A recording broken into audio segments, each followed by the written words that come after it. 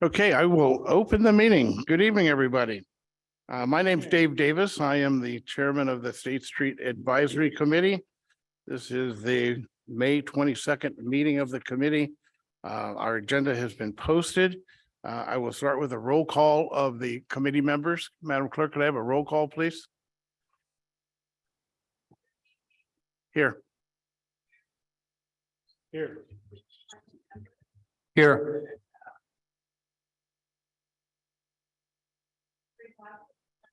Here.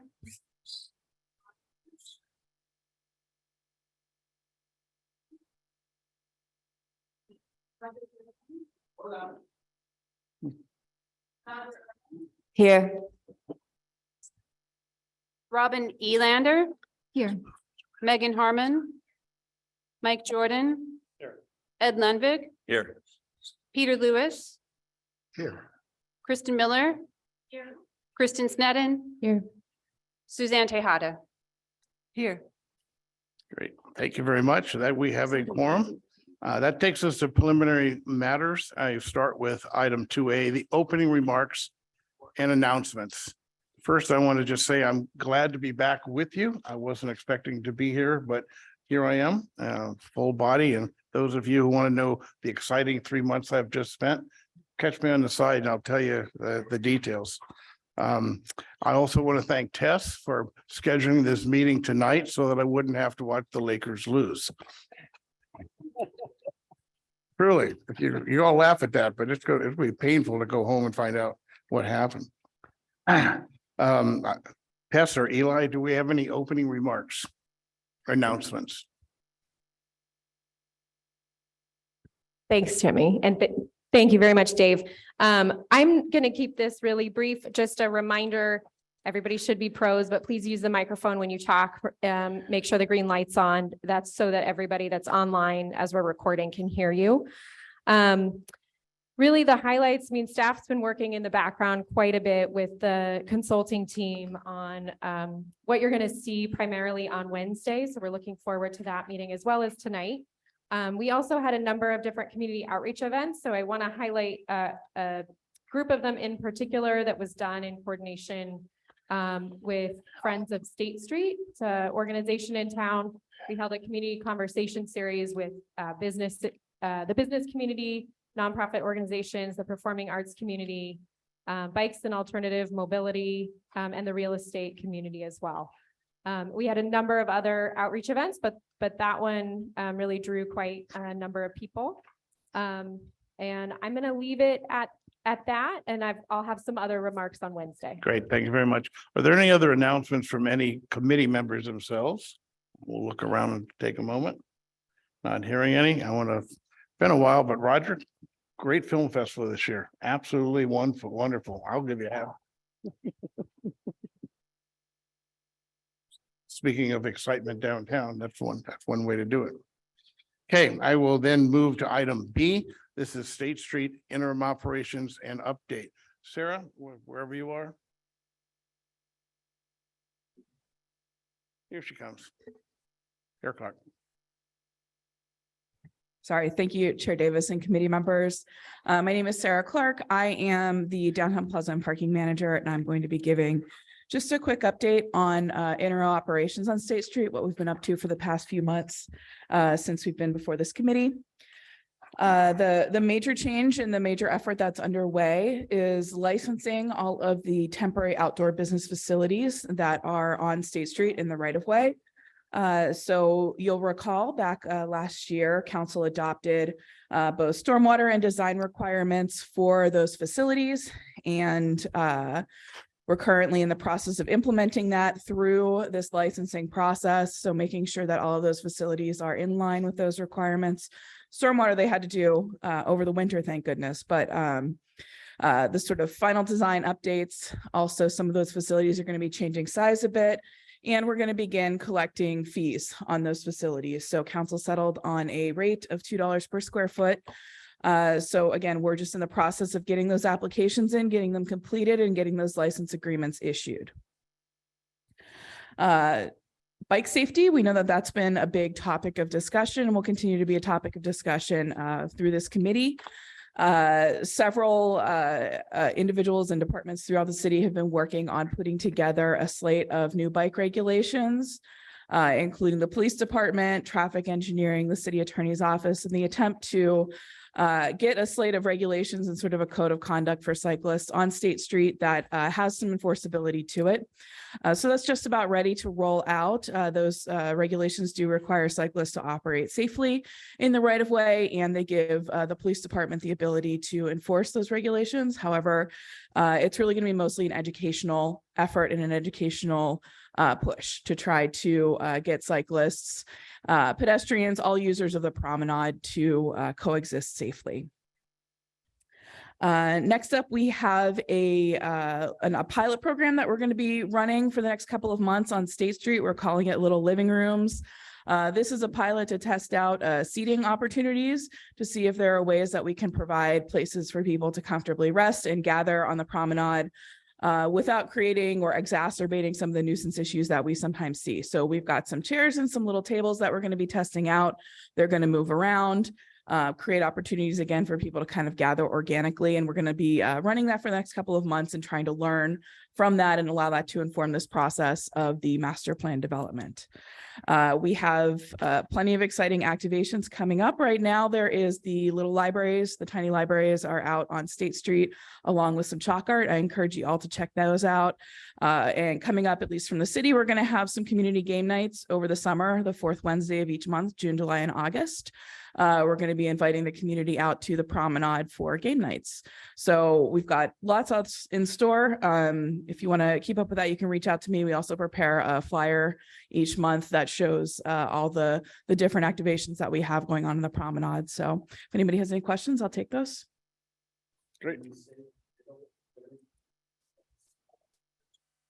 No, it's regular size furniture for for human people. But it is sort of building on the concept of State Street being kind of a community living room. So that's why we landed on the name. Other questions for Sarah? Ken?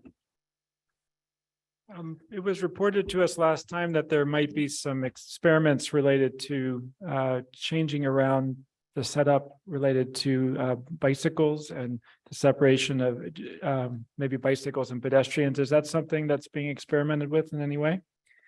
Yes, we're still considering design options for that. I think that we're going to have this process, the master plan process, and some of these design concepts that we're going to begin to see emerging sort of start to inform that. So we'd hope to kind of roll that out this summer. I think that still may be a target for us a bit later, but just allowing again this process to inform the experimental process with bike facilities. Other questions? Great, thank you, Sarah. Thank you. That takes us to agenda review. Our agenda today is fairly simple in terms of at least what's shown here. I will start with a discussion of the history of State Street, some changes to downtown, at least during the time that I was working with the city.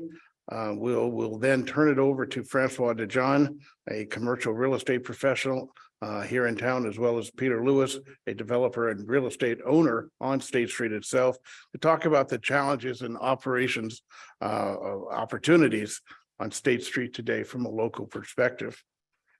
We'll then have a fairly detailed presentation from MIG and Strategic Economics, our consultants, which will talk about local and national trends and get into a lot of interesting subjects since we've seen the PowerPoint. It's going to be pretty exciting in that regard. And lastly, we will close with two members of SSAC, Robin Elander and Kristen Miller, who will talk about the Community Benefit Improvement District, a CBID, which is in development today, peripherally related to what we're talking about, but we thought it'd be good informational item for you today. That should be fairly short at that point. Just one caveat and comment going in. This could be a series of boring lectures, right? And I hate that. If you don't, I hate that. So as much as I'm going to fight against it, I really want to basically have open discussion. Grab your mic, ask questions, interact, do whatever you can, wherever. That said, when I get to my time, I'm going to blitz through really fast, so look out. But anyway, I'd really hope this could be a conversation more than simply a lecture in that regard. So really feel free to interrupt and just jump right in that regard. Okay, we will then move to any other changes to the agenda, staff? Nope. Okay, approval of the minutes for February 16th, 2023. You've had that in your packet. Is there a motion to approve the minutes? So moved. I have a motion to approve by Roger, second by Hillary. Okay, all vote, please. Not present. Hillary Blackerby. Aye. Roxana Bonderson. Yes. Roger Durling. Nadra Erman. Yes. Robin Elander. Yes. Megan Harmon. Mike Jordan. Yes. Ed Lenvig. Yes. Peter Lewis. Yes. Kristen Miller. Yes. Kristen Sneddon. Yes. Suzanne Tejada. Yes. Dave Davis. Yes. Ken Saxon. Yes. The minutes are approved unanimously. Takes us to item 2E. This is general public comment. For the public's sake, there will be two areas of public comment tonight. One is here, and I've already have two slips and a email correspondence, which we need to read into the record at the present time. And then we will also hold public comment again at the end after all of the presentations. So if people come in late, there'll be another time to comment, but we will start with the general public comment. Generally, these are items within the purview of the committee, so we should be talking about State Street, right, rather than general items. So I will open that up to Rich Unterman. Rich, is this where you want to speak? Excuse me? At the end. Yes, sir, you may. Okay, then I'll go to Molly Pearson, please. Hello, advisory committee members. I've been attending these meetings and following the Create State public process. I sent some comments in earlier. I'm not sure if that's the email you were referring to, Dave. Hopefully not. So I just like to give some general comments reflecting on those because I can't stay till the end. I'm a 35-year resident of Santa Barbara who shares with you the love of State Street as a landmark of the community. And I regularly ride with e-bikes and traditional bikes on state and all over the city for transportation, recreation, and exercise. The interim configuration on State Street has made it less safe for both bikes and pedestrians. How long will this interim configuration be in place?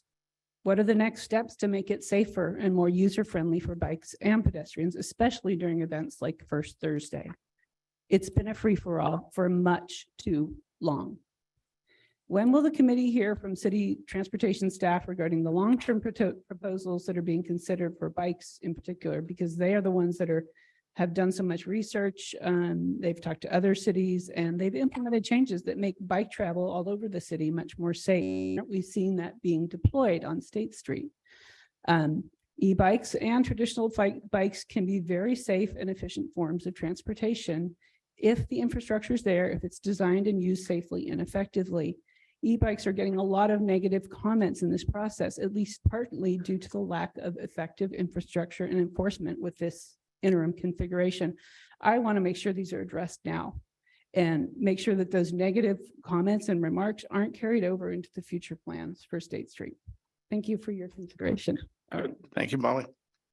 Okay, we do have one item that we received by email that wished to be read into the record. Is that correct, Greta? Yes, that's correct, Chair Davis. Please go ahead.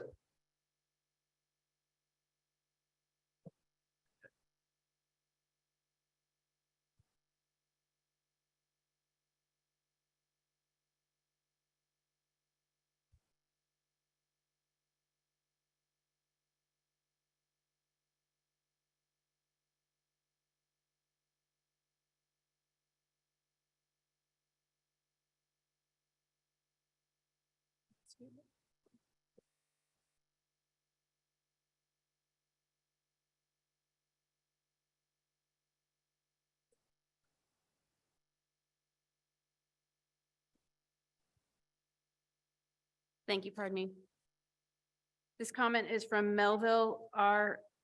Sayoun. It says, I'm not able to attend the May 22nd and May 24th meetings of the committee, but would like the following comments read into the record of the appropriate meeting. I did not attend and address the April meeting of the committee. I find the two principal options for State Street, namely one, a return to vehicular traffic for the entire length of the street, And two, a refinement of the existing experimental State Street Promenade, both unattractive.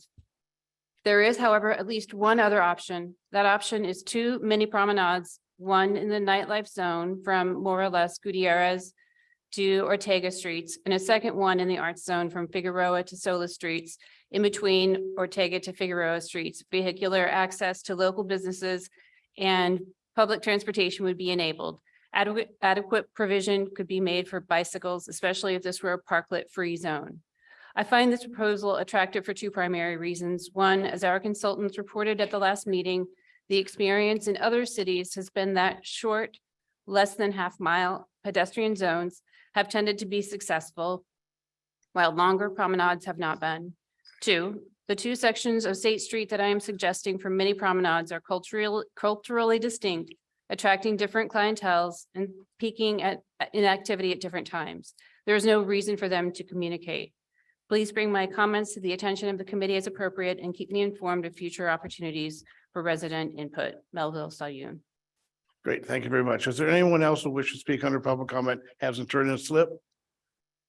Not seeing any. I will move on then to our agenda items. First item is economic trends. Well, economic trends and success of public spaces, which will be broken into the parts that I discussed earlier. And it will start with me. So Hess has scheduled me to talk about the history of State Street and changes to downtown. Some of you may have heard me do this before. Cliff had me talk to the Public Works Management staff. It usually takes me about 90 minutes to get through this. Hess allocated me 5. That's why I say I may go pretty fast here in that regard. I'm going to start with a concept which I want to put in your mind. That is the creative destruction. All right, raise your hand if you know what that is. Okay, some of you don't, it didn't come to mind. That's okay, out of context. It refers to the way that newer innovations destroy older economic structures while simultaneously creating new ones. It comes from Schumpeter, German economist. It's pretty basic in that creative destruction is the force behind almost every major shift in how business and consumers operate. It's how Netflix and streaming replaced Blockbuster in video rental stores. Some of you may not know this, but my wife owned 3 video rental stores. Okay. She sold that right before they transferred to CDs, took that money, bought me a 12th parcel at the ranch, and I got to surf for 30 more years. So that was all good.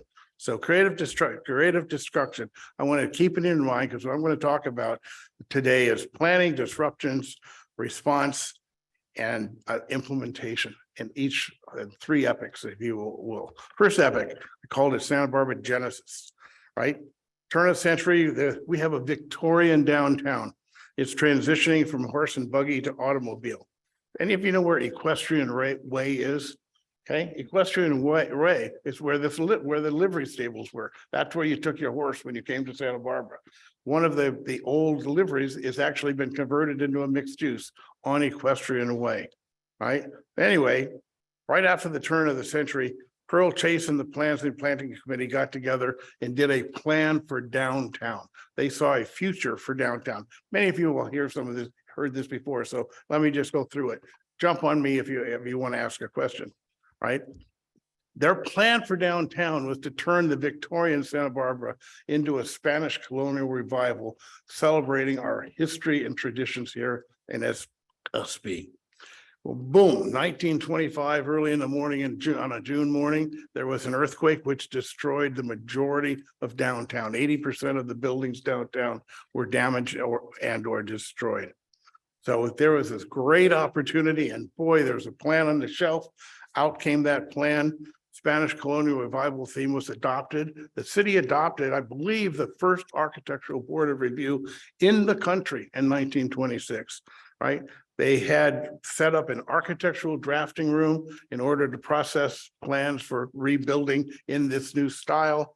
They processed thousands of building permits in the first 6 months.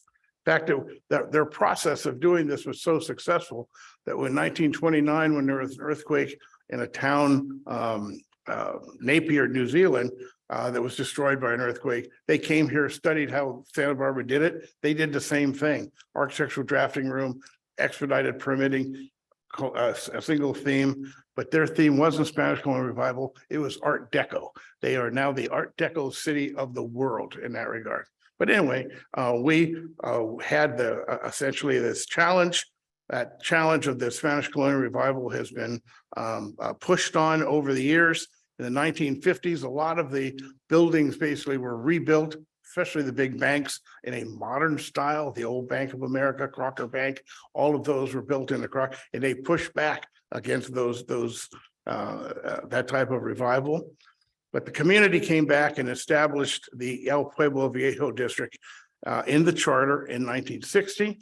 And the HLC Historic Landmarks Committee in 1977 in order to ensure that in fact, that tradition was carried forward in new development and the character and essence of what Santa Barbara is. So let me say, you have the plan and planting committees plan for downtown.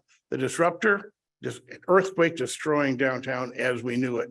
The response, to create a sense of place and history with Spanish colonial revival theme and architectural review. Classic for me in terms of a sense of celebration is the paintings you've all seen of the Fiesta in El Paseo, which was during this period of time. The implementation of this process, plus or minus 36 years, from 1924 to 1960. It takes us into the 60s. 1964, the city adopts one of the first major general plans in the country. That plan, the general plan, identified downtown as the commercial, financial, governmental, and cultural center of Santa Barbara County, as well as the Tri-County region. At the time it was, right? Lots happened since then. At the time it was. But that particular plan also looked forward. It was very visionary for its time. It proposed narrowing State Street to 2 lanes. At the time, it was 4 lanes with parking on either side, but narrowing it to 2 lanes, creating a pedestrian way, a pedestrian mall with expanded sidewalks, and proposed relocating on-street parking to the rear of the businesses in common lots rather than individual lots. It was really a radical plan. In 1967, La Cumbre Plaza was built.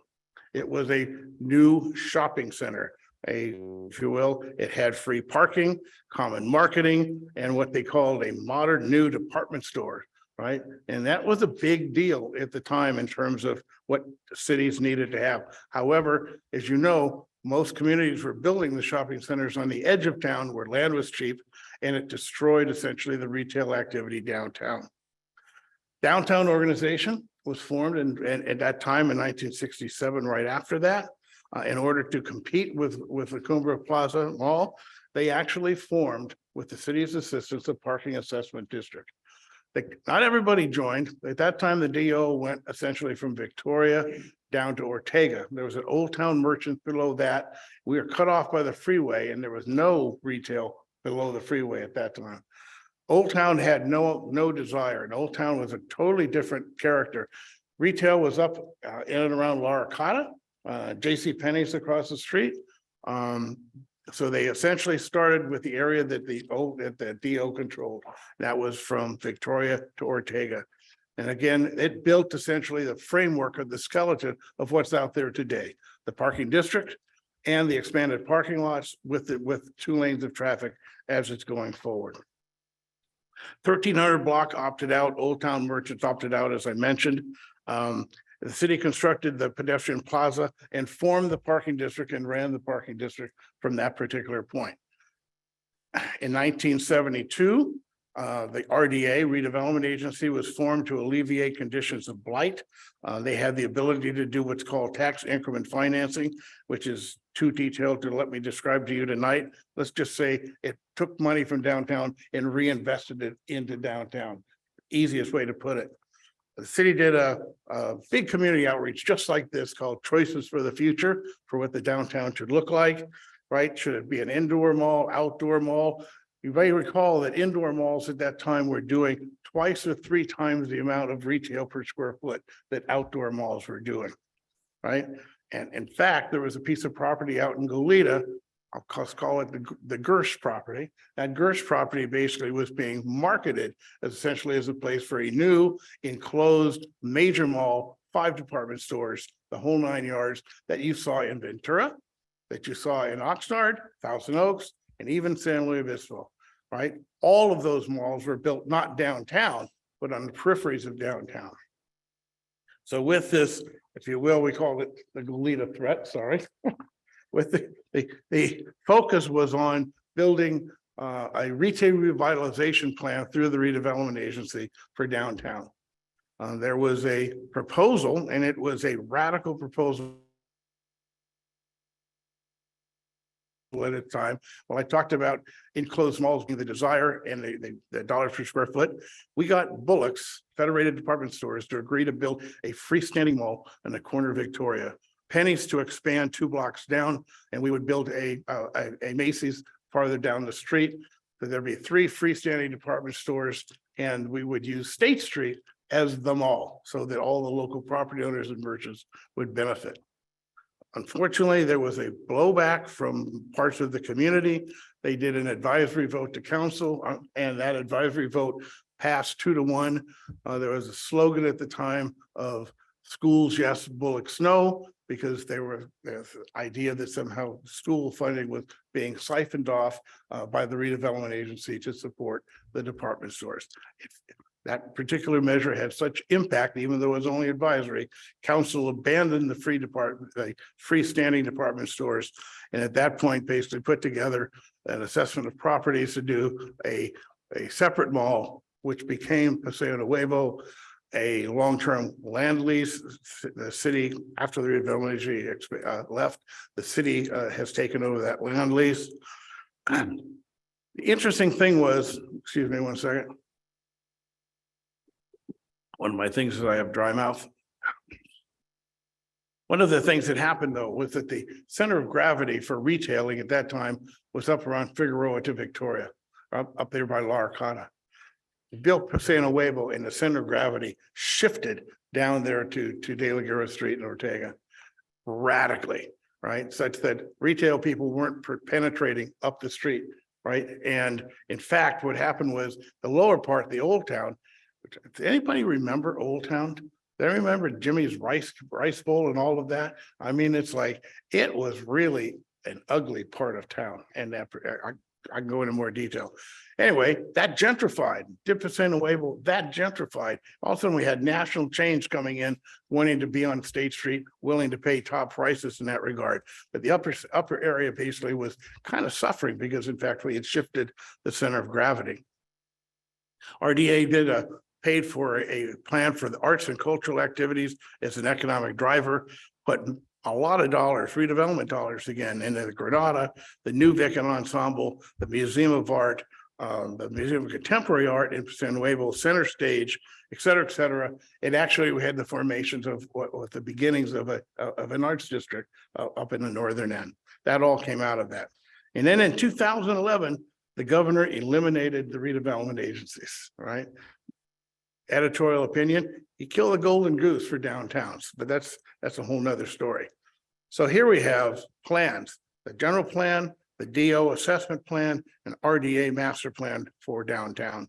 The disruptors, La Cumbre Mall, threat of regional closed mall, the response forming a parking district, tax increment finding for RDA, putting in the improvements as well as Paseo Nuevo. We built out parking, built out the blocks from Ortega to the beach one by one, and each one I can tell you was pulling teeth. It was not like, oh, what we need this today, right? Some blocks wanted parking, other blocks did not want parking. Some wanted expanded sidewalks, others didn't. 400 block, I got to tell you, there's no parking lot in 400 block. They didn't want it. Their sidewalks are smaller. They didn't want a big sidewalk. So anyway, the moral of the story is redevelopment did a lot. Sense of place. Put yourself back 30 years ago, the State Street pedestrian mall and the Paseos to the highway parking system was a showcase downtown throughout the country. We won national awards from the National League of Cities, American Planning Association.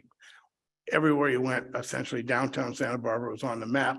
If you went anywhere and you said you were from Santa Barbara, people knew what you were talking about. There's a sense of history, El Paseo to Paseo Nuevo, connecting the old to the new. The sense of celebration, those days of the fiesta solstice and Christmas parades are things that we all cherish. Timeline.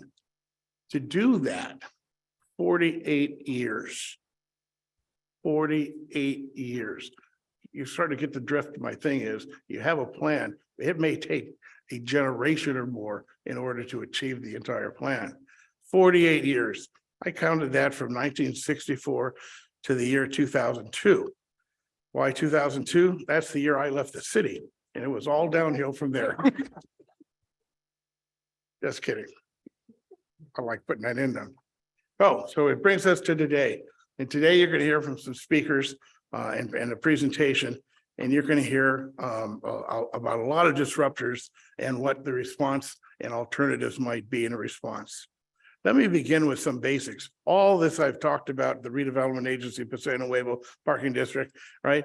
All that was done before there was a computer or cell phone, right? It's hard to imagine what it was like before computers and cell phones. But we did all that during that period of time. And in fact, one of the things on State Street was, people need to drive on State Street to find my business. I don't think you need to do that anymore. I look up the business before I ever get there. I know where I'm going to park and I know where I want to go. Times have changed, right? Those changes, though, the computer and a cell phone has brought on radical changes in retail, online shopping, call it what you want, the Amazon effect. Department stores are defunct as retail anchors for downtowns. I said that, retail anchors to downtown, they are gone. It's everything, everywhere, all at once, right? They're gone and they're not coming back. All right. I will tell you, at least in the near term. I will defer to Dina later on, but they're not coming back as the anchors to downtown. Online banking, streaming entertainment, people don't need to do a lot of the things that they used to do downtown. Times have changed. Mobility on demand, even the way we get around has changed. Remote working from home impacting the office sector, right? In this town, workers for lunch, shopping in between their work hours was a big injection of activity downtown.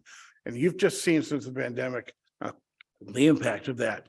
I kind of worry a little bit if the county ever does pull out of downtown, as they talked about doing, what that will do even to the north end. Then you have the other changes, right? Big box and convenience retail. Fran hopefully will talk upon the changes and why Camino Real is so successful. And it's a different type of market or if you will, shopping that you have that we built, if you will, in the old pedestrian shopper mall downtown. The Gersh property finally developed, that is Camino Real. The Funk Zone, interesting, the Funk Zone in the city's redevelopment plan was to be essentially a community public workshop area. There was supposed to be restaurants, fish markets, all types of stuff. It kind of did that organically, right? It's about to gentrify to the other side. I am worried about that and what it effects will be. Anyway, Funk Zone's happening in the same town. Downtown was losing its core retail attractions and its mojo in that regard. And for all good benefit, the city of Goleta didn't exist, right? And frankly, now you have restaurant, banking, entertainment, serving in your own community out there. Those people don't need to come downtown. That market has changed dramatically.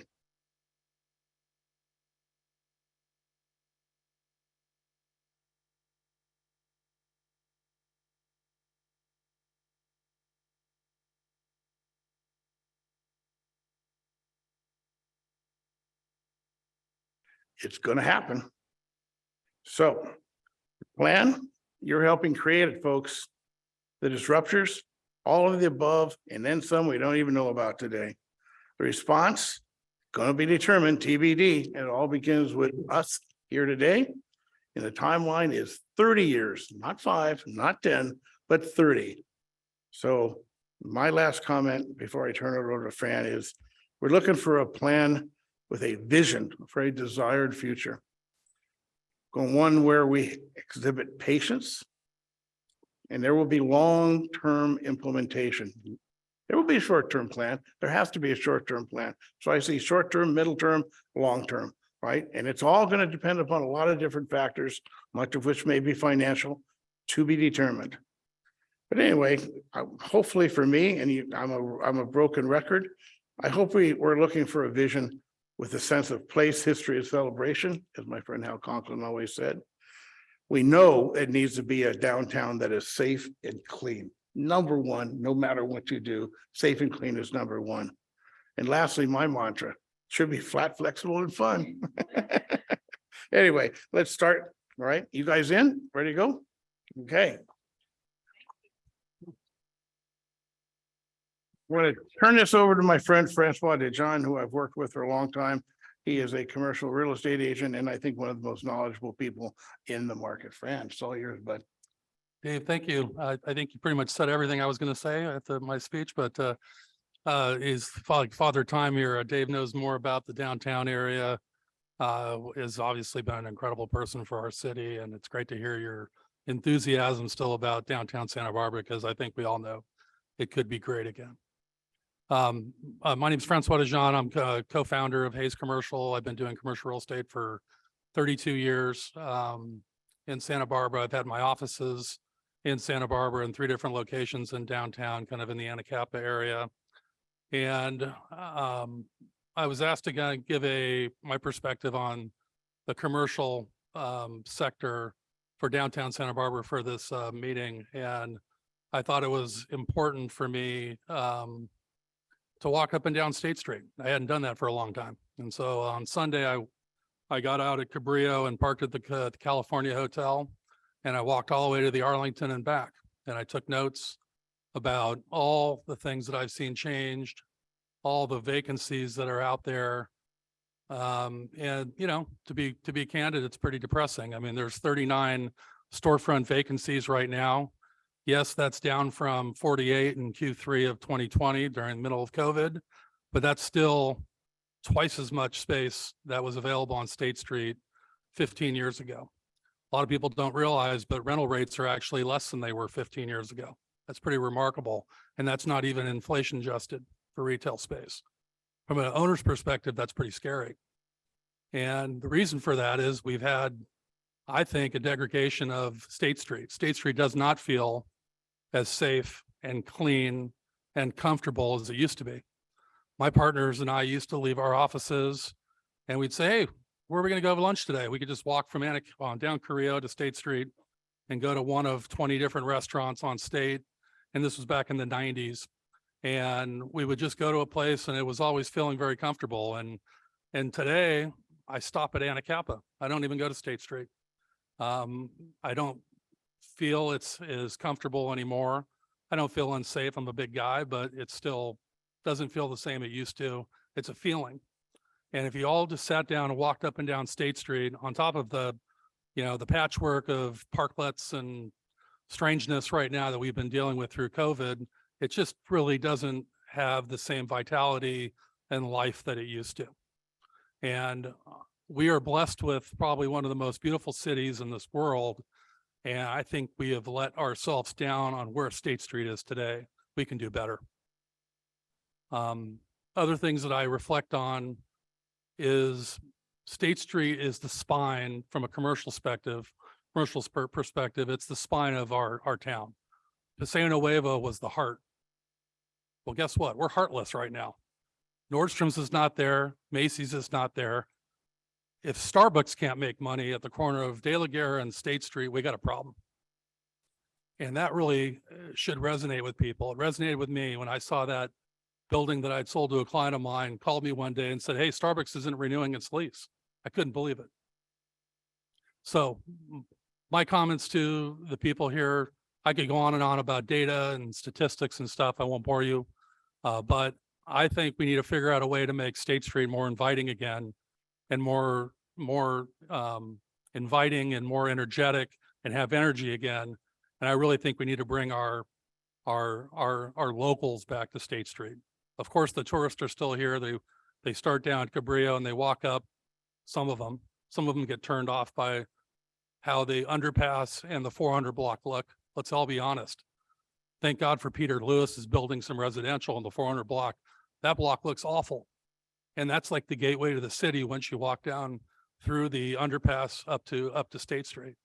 So anyway, I'll leave it with everyone that we can do better. State Street should look better. I can tell you tenants are leaving the downtown area. There's a high-tech company that I'll leave unremained that's been in downtown for years, is actually thinking of going to Goleta. I've had retailers call me recently, furniture retailers that we know that have been on State Street for 20 plus years. They've moved to Montecito. Why is that? Well, Coast Village Road feels really good. The funk zone's energetic. The public market feels safe.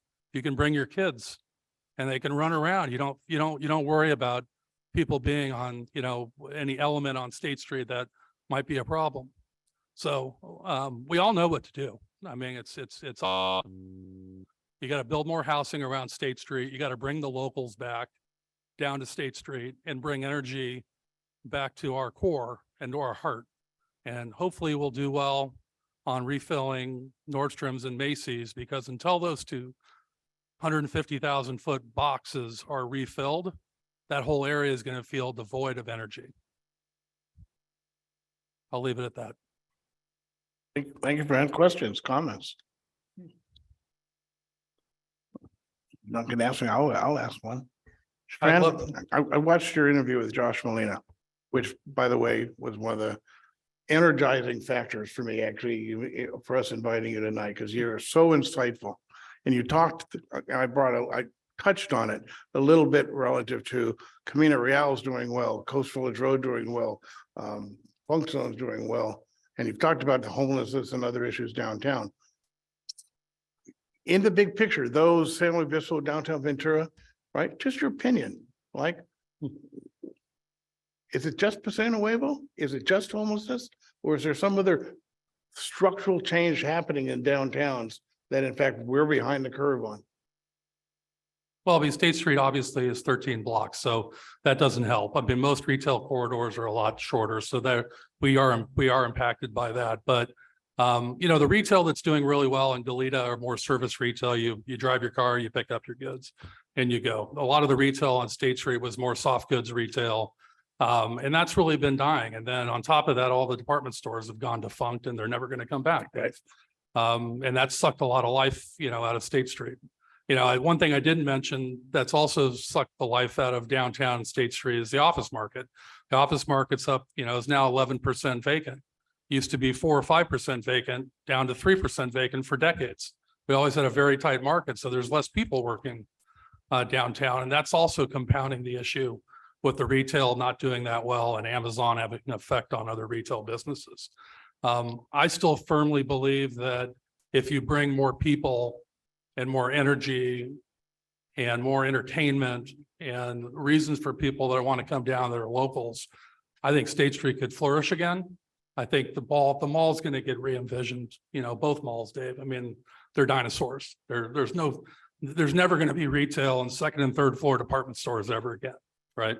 We've seen Macy's, Nordstrom's, other Macy's, Sears, Saks Fifth Avenue, and even I Magnin, even, when I started the business, they're all gone.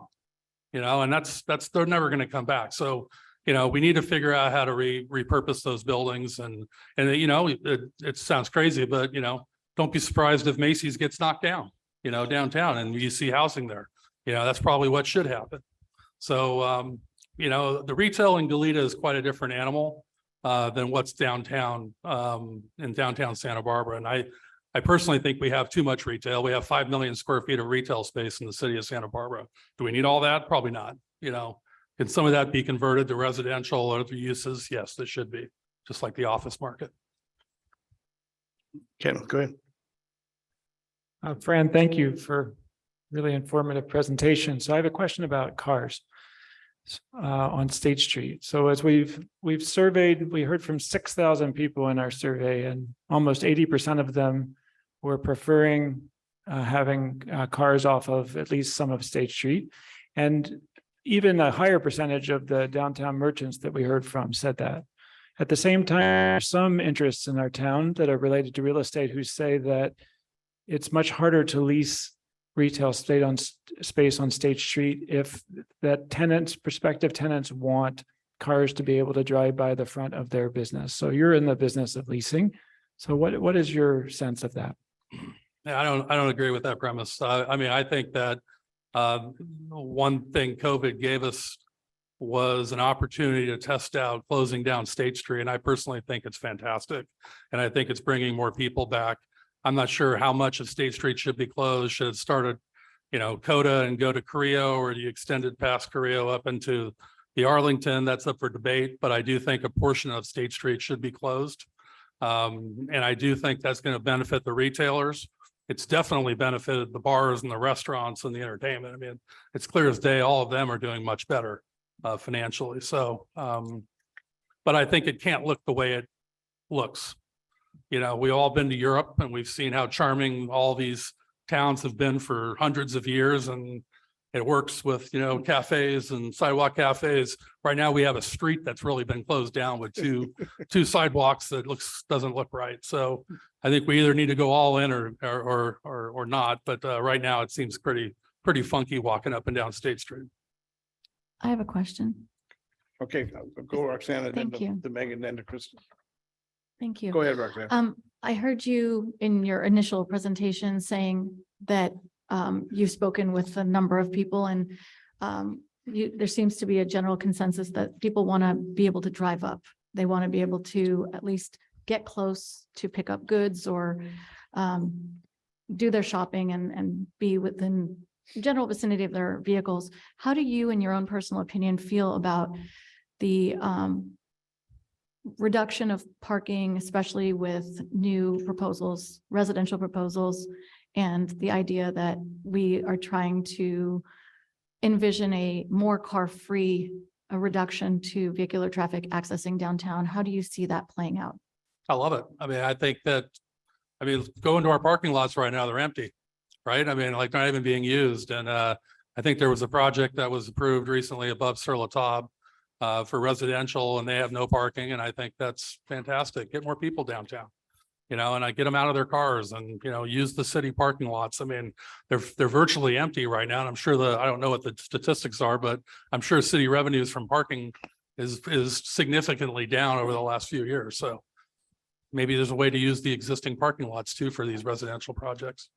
Great article this month in the New Yorker by Adam Gobnick on this subject, doing away with parking in downtowns. Starts with San Francisco. Megan. Thank you, Chair. Thank you so much. This is really interesting. I was really struck when you started your comments, how you noted that you don't often choose to go to State Street because there's just this sense of unease, not fear necessarily, but unease. And it's so different from what I and my family experience going to State Street, particularly in the last 2 years. I take my young children to State Street multiple times a week, and folks in my cohort are telling me and experiencing the same thing. The level of energy, the level of excitement, of course, bracketing the fact that it needs improvement. That's why we're here, right? We seem to be having sort of the opposite reaction from one another about the street. And I'm wondering if you can speak to what you think that divide is and what tenants would say that divide is. Because if I'm feeling energized by going to the street and tenants are not feeling that energy and are leaving, where's the disconnect? Is it that we're not spending enough money when we go on the street, or what's happening there? Because it's almost like we're talking past each other, and I keep having this problem. I can't seem to get to the answer. So maybe. Well, I guess I'd be curious to find out what blocks you're hanging out on, because if you go to the 500 block, there's obviously lots of energy because of all the restaurants and the parklets and the trees, and it feels very nice, right? You go to the 400 block and you go to the 900 block, it's creepy. Doesn't feel right. Okay. I mean, the 900 block has 9 storefront vacancies right now. So it's the worst block on State Street. Why is that? I don't know. It doesn't feel right. I don't, it feels dirtier and doesn't feel right. There's also no outdoor patios in the 900 block, correct? And the 400 block for that matter. Maybe there's one on the 400 block. So I think it depends where you are on State Street. There are some blocks that I do agree, like in front of the 1100 block at La Arcata. And the 500 block, there's been some energy, and I'm starting to see some more fun the way it used to be. But I would say overall, it doesn't feel the way it used to. That's all I can say. I don't anymore a long time. And we just don't eat lunch there. We stop at Anacapa. It's my famous line. I just don't go to State Street anymore. Hey, Roger, can you hang on one second? Kristen was in line. Then I'm gonna come to you. You go ahead. If you could follow up. I feel, Megan, personally, the way you feel. I feel totally safe downtown, but during the festival, we always, after it ends, we do a survey to all of out of towns attendees, feedback about what we can do better, how was their festival experience, et cetera. This year was alarming to see the great majority of feedback that we got that people did not feel safe in downtown Santa Barbara. They felt it was dark. They felt unsafe. Festival goers have to mobilize between the Metro and the Arlington throughout the day. And it was alarming the amount of feedback we got. We have never gotten in the past this type of feedback, but it raised my eyebrows to hear it repeatedly that they did not feel safe this time around visiting. That's really good input. Wow. Chris? Yeah, thank you. And thank you for this presentation. And just to follow up on these similar points and questions also. So when you say bringing locals back to State Street, but then also we're hearing, I mean, we have overwhelming emails, over 400 emails of people who didn't used to come to State Street, who are now coming to State Street and enjoying it in a different way. And I'm wondering if it's just different locals who are coming than the ones who were before. I'm sorry, I'm getting feedback here. And it's not age, it's delineation either. We have a lot of older people who now come, and with the safety though, with the bicycles, and to that issue too, not everybody feels safe walking in the same way. And I think we're in agreement that housing, downtown, to have Macy's be purpose built for housing is, I think, a really great idea. I think many people are supportive of that. So my question, I guess, is about, even before pandemic, maybe 5 years ago at least, we were talking more about experiential use of spaces rather than retail use of spaces. And it seems like the outdoor patios and those spaces seem to be meeting that need. And I'm wondering if Starbucks might have made it if it had an outdoor patio like Kaje across the street has, or further down they have. Yeah. They have outdoor spaces. And so that the fact that Starbucks couldn't make it maybe says that we want more experiential, local, outdoor spaces. So I guess my question is, where does that experiential piece fall in terms of what it is that people want from a downtown? Maybe if you want retail and that's not really how it's going anymore, then you don't go downtown anymore because that's not your thing. No, I think it should be more experiential downtown. There's no doubt about it. I think closing State Street in COVID actually did bring a lot of locals back downtown. It's been great to see. It still doesn't feel perfect. And it's still, there's still people hesitating to go because they don't feel totally comfortable, on all the different blocks. Maybe there's some blocks that are better than others, but I'll give you an example. I moved a retailer that's been downtown for 25 years to Montecito about 2 months ago. They left downtown because they didn't feel safe for their employees to go to the parking garage. And they also had a lot of visitors that wouldn't come anymore because they didn't feel good about coming. That is happening. We can't deny it. Okay. Do we have the same issues as downtown LA or San Francisco with all the crime? No, we're very lucky, but I still think that it could be better. We can do better. And there's still a lot of tenants out there and people that don't feel perfectly great about our downtown core. And I think if we could do more things, like art walks and, generating more experiential things for our community, sure, you'll bring a lot more people there and I think it'll feel better. But I think if you have people living down there at night and they're taking kind of ownership of the downtown area, I think that'll make it feel a lot better. Agreed. Thank you. That's a great transition. Fran, thank you. Thank you. Stick around. We've got a lot to go. Let's talk about housing downtown, the 400 block, and my friend Peter Lewis, who is an investor in our downtown, and I know I've worked with him over the years. Great insight into what's working and what's not. Well, I just hope some of my future tenants aren't scared of the condition of 400 block. I got $30 million riding on it. I'm trying to rent his building. So I'm in the business of creative construction, and I do think that there's a lot of need on this committee's part to really stand back and make sure that all our efforts are going to be fruitful. And that means fully understand what Fran's talking about and also understand what people like myself actually face. And there's not many that actually do what I do historically and currently. And in great part, it's because it's a pretty thankless job. Your margins aren't great. Your risks are high. And a lot of people give you grief for what you do. So there's not many of us that have stomach for it. Like my wife likes to say, I don't know how you do it. You're crazy.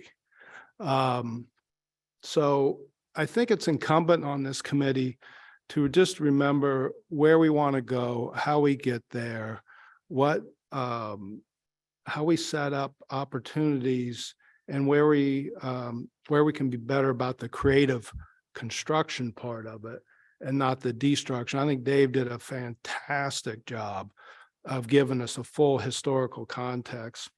And I think Fran also kind of highlighted some of the things that I see too currently, where the office has dried up. Now, I'm not fully convinced that's permanent, actually. When I talk to a lot of CEOs, they're trying to change that, but the employees have gotten used to it. So it's a little bit like getting rid of pensions. It's pretty difficult once they're in place. So I haven't given up on that part of the market continuing to atrophy, but it's certainly very apparent at this time.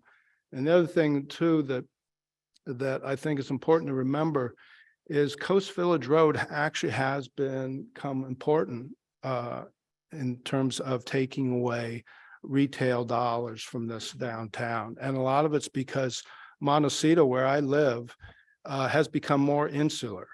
They're not coming downtown as much. And lastly, I'll talk a little bit about the safety end of it. You know, I've been there for 40 years in downtown. The 400 block has always been, you know, it was nightclub business for a long time, but it's always had a colorful number of characters walking around. Many of them have been homeless for years. So what has changed is that there's less people, and fortunately COVID turned this around, because now all of a sudden we've got foot traffic's actually back up. They're not spending much money except on food and beverage, but foot traffic is backed up. But the presence, when prior to the closure, the lack of people called out our attention to our problems more clearly. I had guests this weekend walking down State Street, and I had a guy scream at me 6 feet away. I was used to it, but my guests are from Florida, had never been here before. They both almost jumped, you know, out in front of me. So it's a real problem. We can't ignore it. You're not going to find that at Costco Center, and you're not going to find that on Coast Village Road. That's just reality. So we're going to have a more colorful downtown unless our policing policy changes.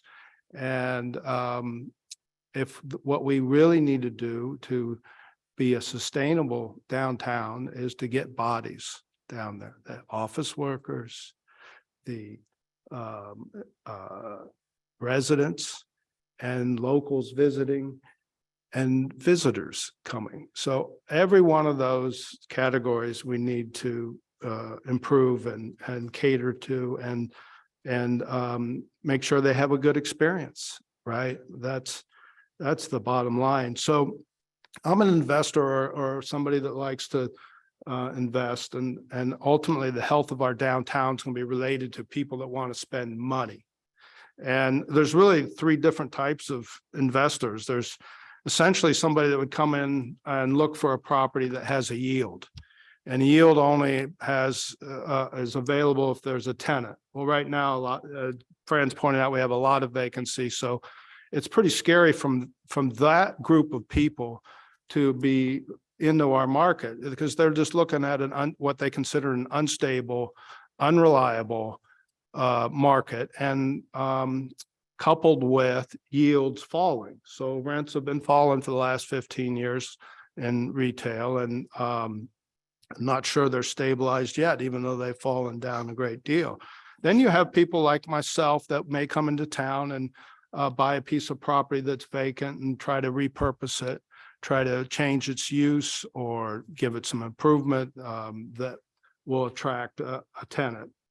So that's a much higher risk, longer term venture. And then you have another one, which is really small business, local businesses that are owner users.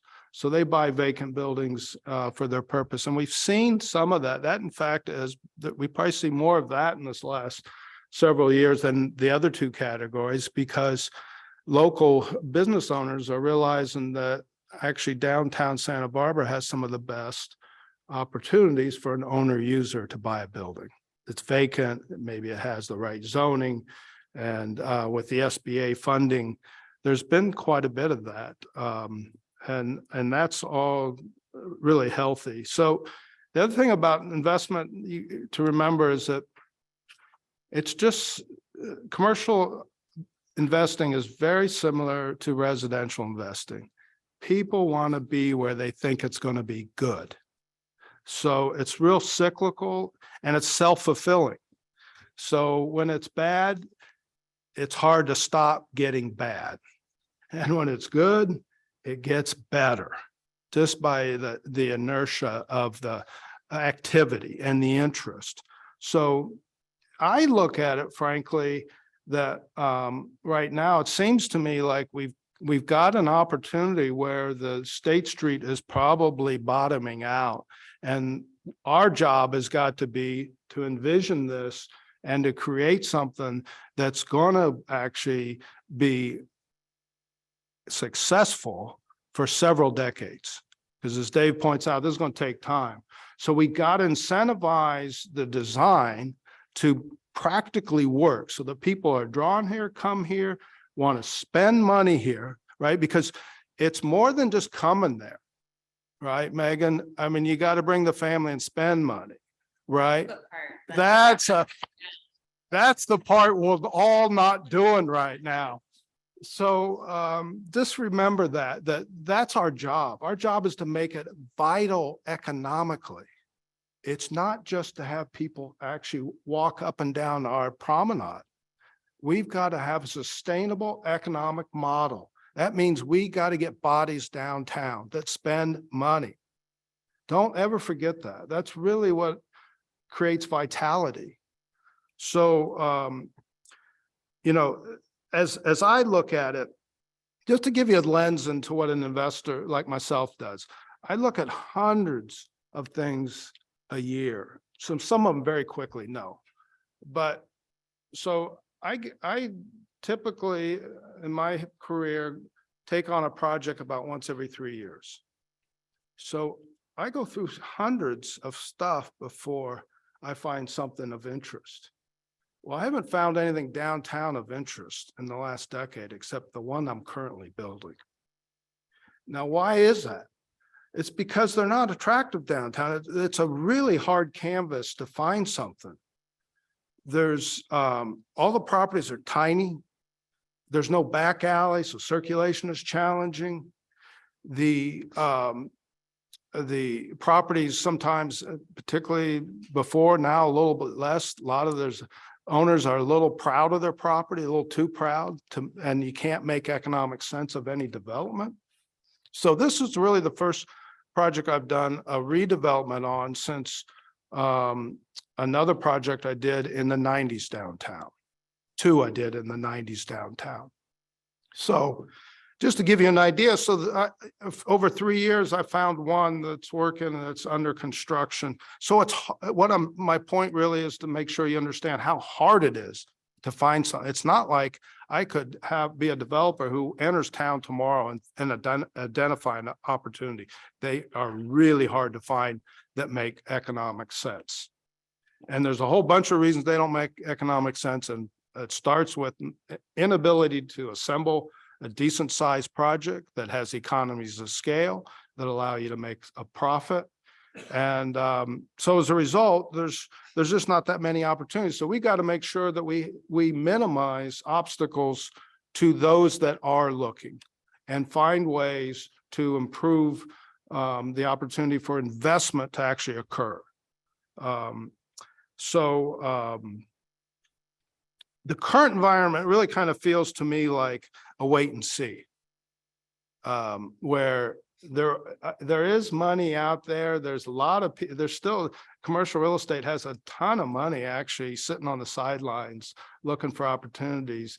And a lot of people are waiting to see what is creatively destructed over the next year because of interest rate environment has thrown yet another probably more catastrophic event than COVID was on the commercial real estate.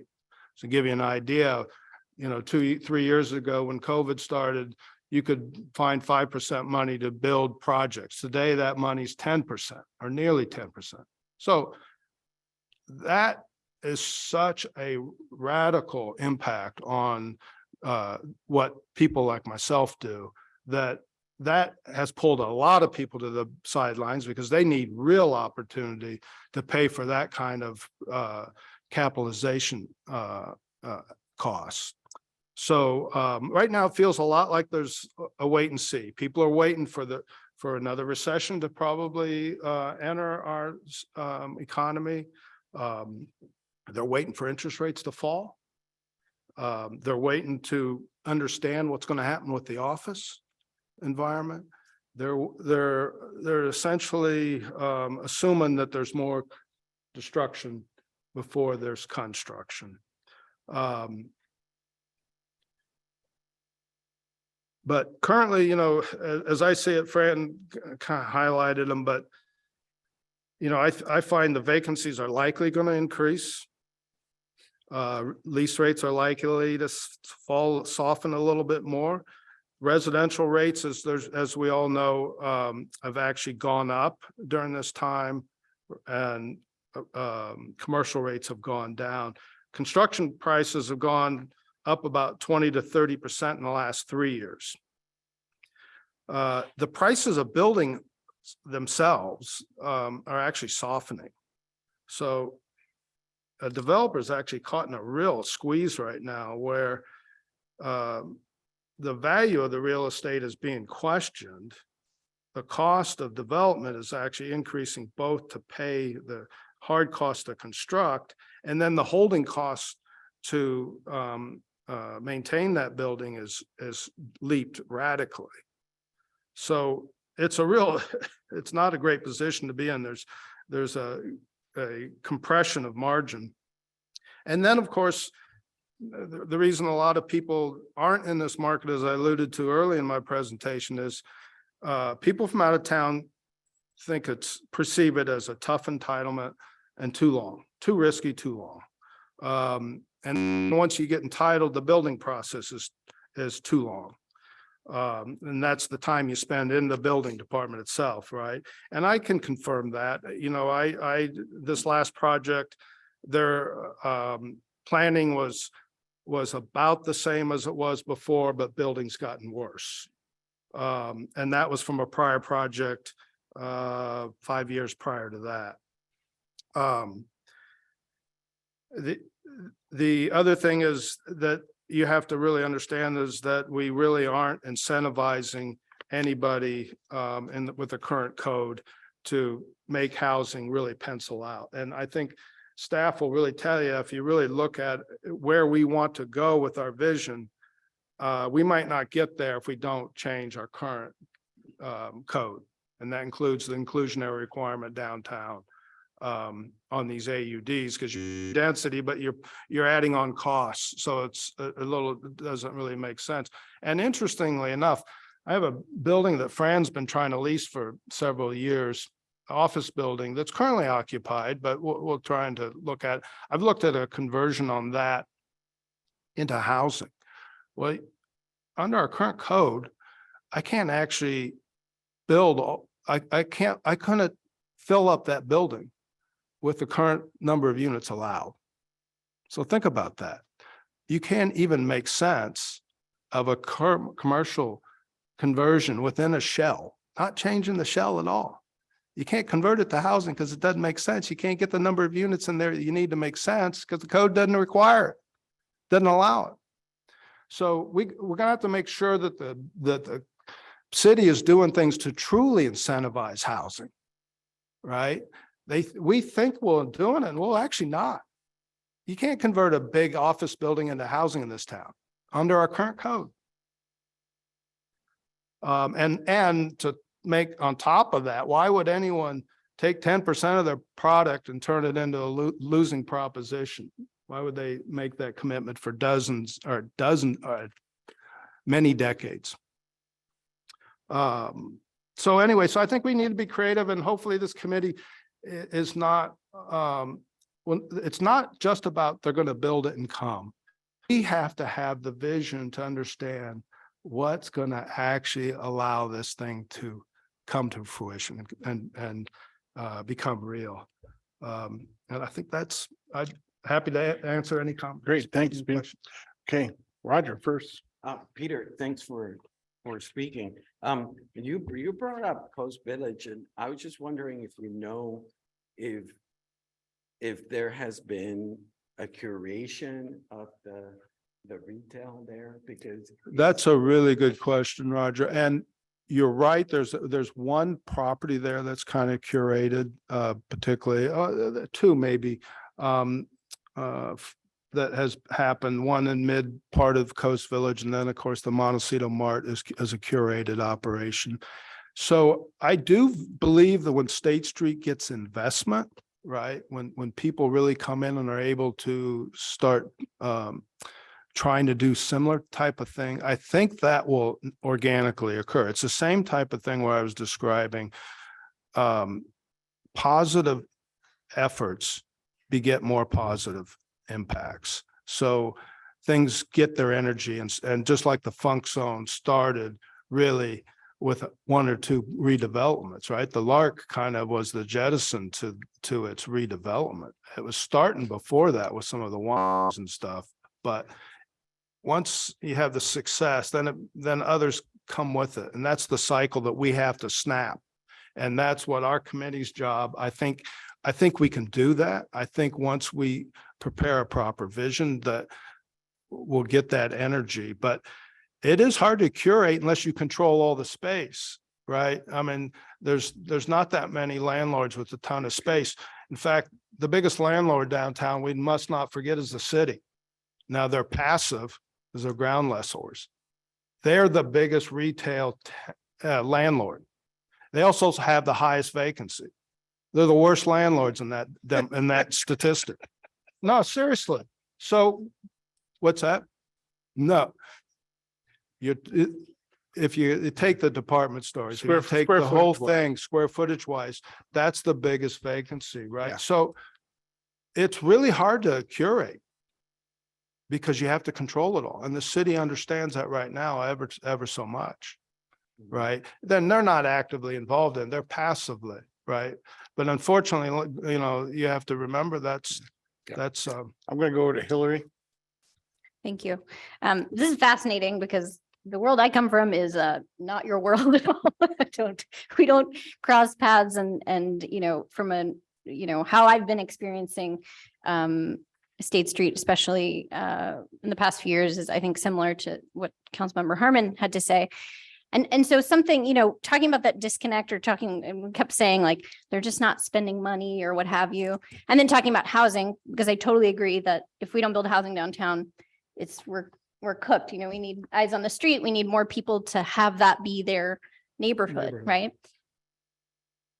in my life, and I think, the majority of Santa Barbarans are renters, right? What have we been experiencing? When you're saying commercial real estate rents have been dropping for 15 years, I was like, what must it be like for rent to drop? Right? And I think at least people in my generation who have somehow scraped by to still live here while all our friends had to move away, there could be a reason why we're not able to spend money downtown, maybe like we used to, right? And that's because just for me in the past 2 years, my rent has gone up 18.9%. My wages haven't, right? And so when you think about all that sort of, you still have to eat occasionally, perhaps you leave your home to eat and do that, but other things, maybe there aren't retailers serving people our age, or maybe we just can't afford it at all.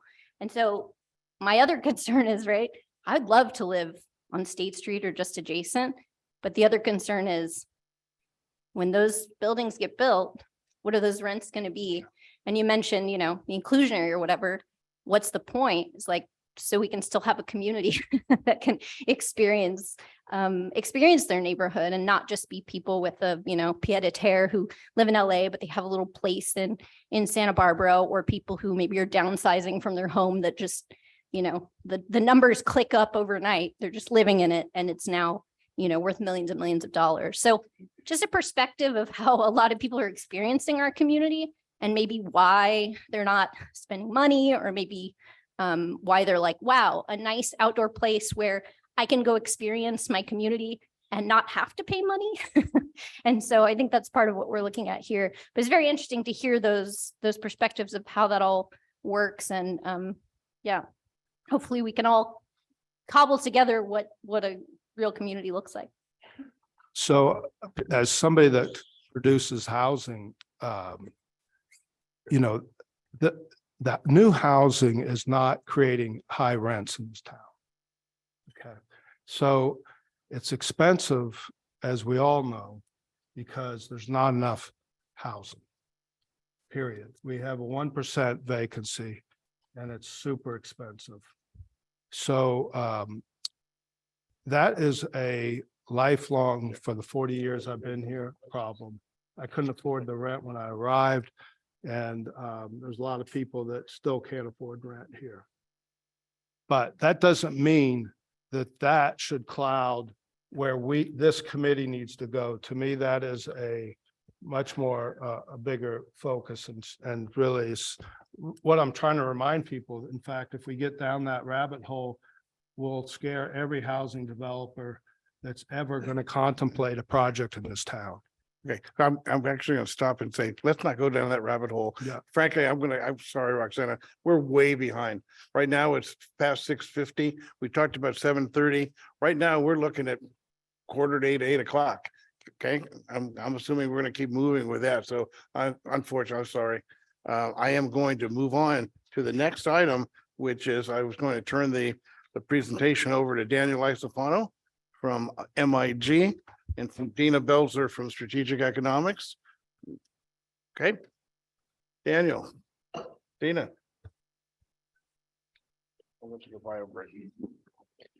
Well, thank you very much, Chairman Dave. I'm very delighted to have our partner firm, Strategic Economics, led by Dina Belzer. We've worked with each other for over 30 years off and on, so it's a pleasure to have you here this evening. And Dina has prepared a set of slides with input from staff and other members of the consulting team. And you'll see that this evening, and hopefully it illustrates in good measure what a lot of you were just speaking to from your own experience, what makes a successful downtown, what makes a great street, what makes a great environment for people. And there are certainly some lessons there in these case studies that you'll see repeated over and over. So that was the purpose of this evening. And Dina, take it away. It's all yours. Dina, just before you jump in, I just wanted to remind the SSAC, the committee members that although we are over time, I think this would really benefit us all If people want to have questions in the middle of a presentation or jump in and ask Dina something more specific about an example, there's a lot of material we're going to go through. And so rather than holding everything till the end, I want to try to make this as conversational with the group as possible. So feel free to jump in. Thanks, Tess. I was just going to say the same thing. This is a conversation. It's been a great discussion. And hi, Peter. It's nice to see you. When we were here in October and Peter took us on a walking tour, we walked up and down the street together. And then many of you, like Robin, we spoke on the phone. So it's really, and I want to say that walking the street today, it felt better than it felt in October. So just as an outsider, I also have just been in Florida and know how insular those people are. So, oh, well. Anyway, just to sort of reinforce what you all have been saying, downtowns are changing, office spaces are experiencing record vacancies, although the vacancies are they vary considerably from place to place. And I think San Francisco, I'm based in Berkeley in the Bay Area. We've got, 40% vacancy in downtown San Francisco. It's catastrophic. I'm really glad I'm not one of those Shorenstein or somebody like that who owns these huge buildings. On the other hand, Santa Barbara, I think, has all the makings for a comeback. So we can talk about that, but I don't want to soft pedal any of this. The retail industry is in flux. And I think what Dave said about the creative destruction about the retail industry is exactly right. It's an industry that's very trendy and it goes in trends. And this has been going on for about 100 years, right? And when they built the first kind of outdoor mall in Kansas City in the 1920s, that was like a huge deal. So it's, it fluctuates. It is what it is. And then also the big metros like LA, San Francisco, New York, they're seeing a brain drain, right? College graduates are now starting to move away and they're looking for smaller communities to move to. And why are they doing that? They want place, they want community. So this is a very important part of this story. So this is sort of the negative piece of it, but I think as Dave so beautifully stated, within that creative destruction, then we have creative innovation and a real opportunity to move forward. So I don't want to cast this as wah wah. I want to cast this as, yeah, we've got a lot going on. I put this slide in. Oh, I'm sorry. Yeah, is there?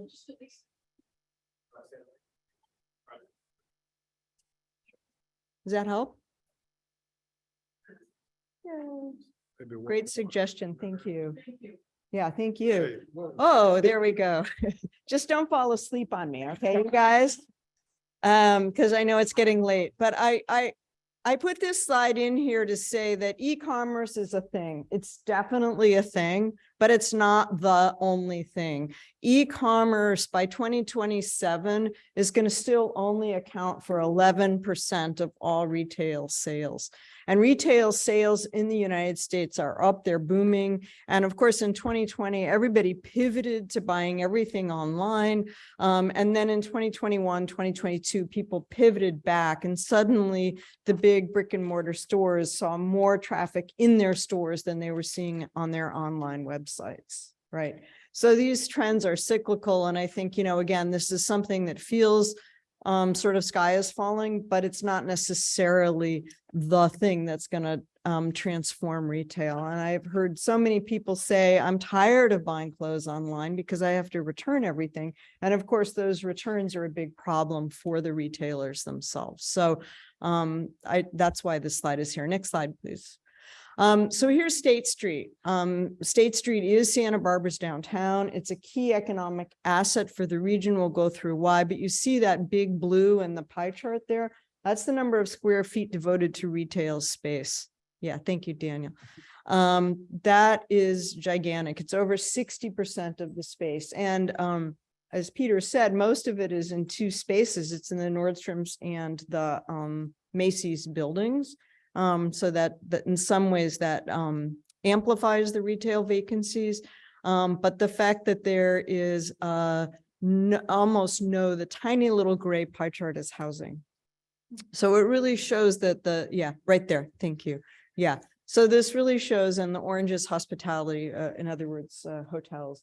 So this really shows that the mix is a little skewed right now in downtown. And this is, of course, what everybody has just been saying. So next slide, please.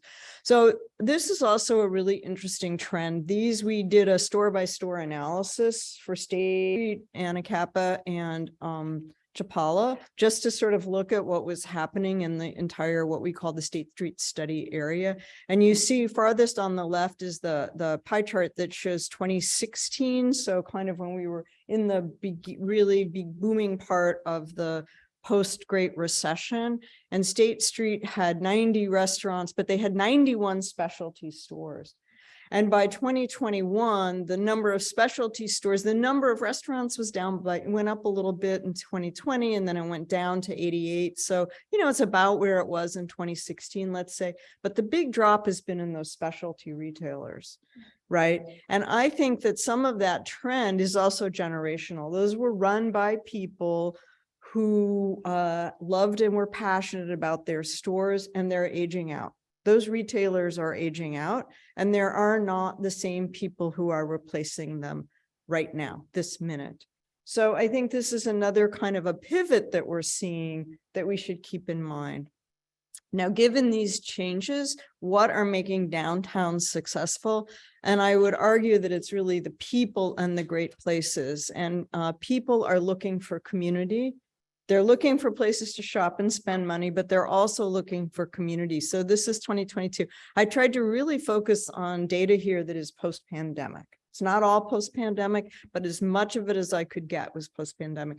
So people are here watching other people like it's a Friendsgiving block party, right? We're not here to shop, we're here to have fun. So these kinds of things are really important. So next slide. So what does it mean about great places, and why do they have economic value? So I'm going to start with just defining placemaking, which is that it creates great public spaces and cultural activities. So it's a combination of activity and place, but there's also place keeping. So this was this idea from the 1920s that we want to celebrate our cultural history. There are places here that are very important to us. They represent our heritage, and it's that placemaking and place keeping that make places distinct and unique. So both of these are important when we talk about placemaking. So next slide. I think Daniel, I think this is you. Right. And this is really an introduction to the next set of slides where we're going to be looking at a series of case studies. What you're going to see in all of these examples, that these places are very well designed. They are well programmed and they're well managed. Those are keys to success. And that goes back in the history of downtown revitalization over the decades here in America. So well-designed means offering visual interests such as natural features, historic and cultural elements, artistic installations. Well-programmed involves offering a range of activities, music, performances of various types, both formal and informal, providing fun for all ages. And lastly, well-managed and well-cared for, clean and safe. That is basic urban design, downtown management in the United States. So let's go into these case examples. Okay, Dina. next slide. Just before we get into the case studies, I just want to, this is for your consideration. What are the economic benefits of placemaking? Like, why would we do this? And there's a business case, as we say, for this. For every public dollar, leverages between $10 and $15 of private investment. And this is really what these case studies are going to demonstrate for you. So public investment creates greater certainty. And this is what investors are looking for. They're looking for places that are going to, they know where they're going to invest, and they're going to be successful. The trend is going to be upward. So this risk mitigation is an important part of public investment, right? Yep. So starting with our case studies, now we're going to start with downtown Boulder. And this is a place that I know has had a lot of conversation here because it started out as a conversation about a pedestrian mall. But I think that downtown Boulder really transcends that idea.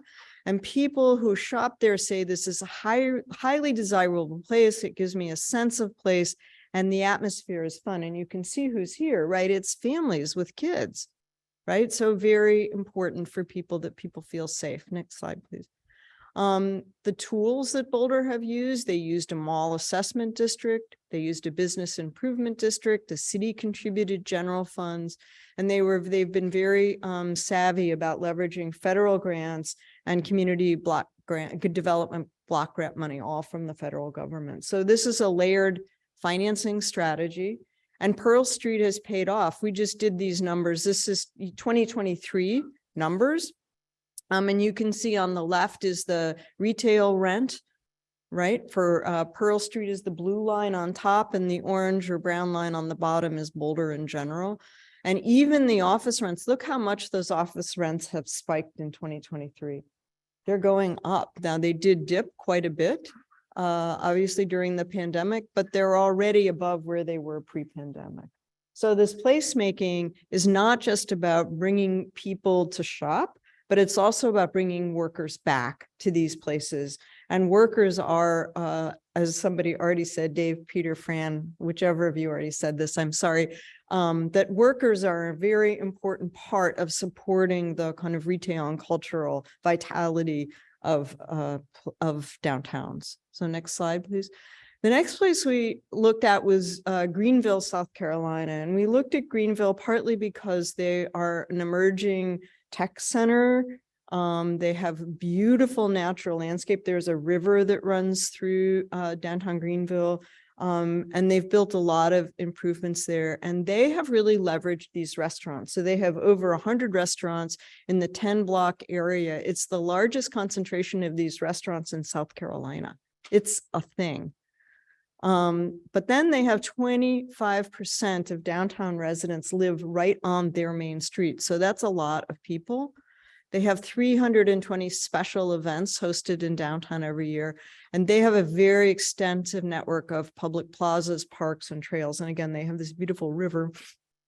I like that they have special bike parking. I thought that was a cool feature. So next slide, please.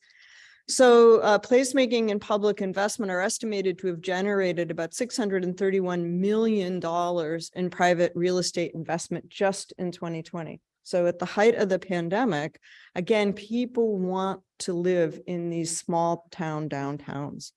And I think, again, that market is very strong, and the people living in downtown make a big difference. Next slide.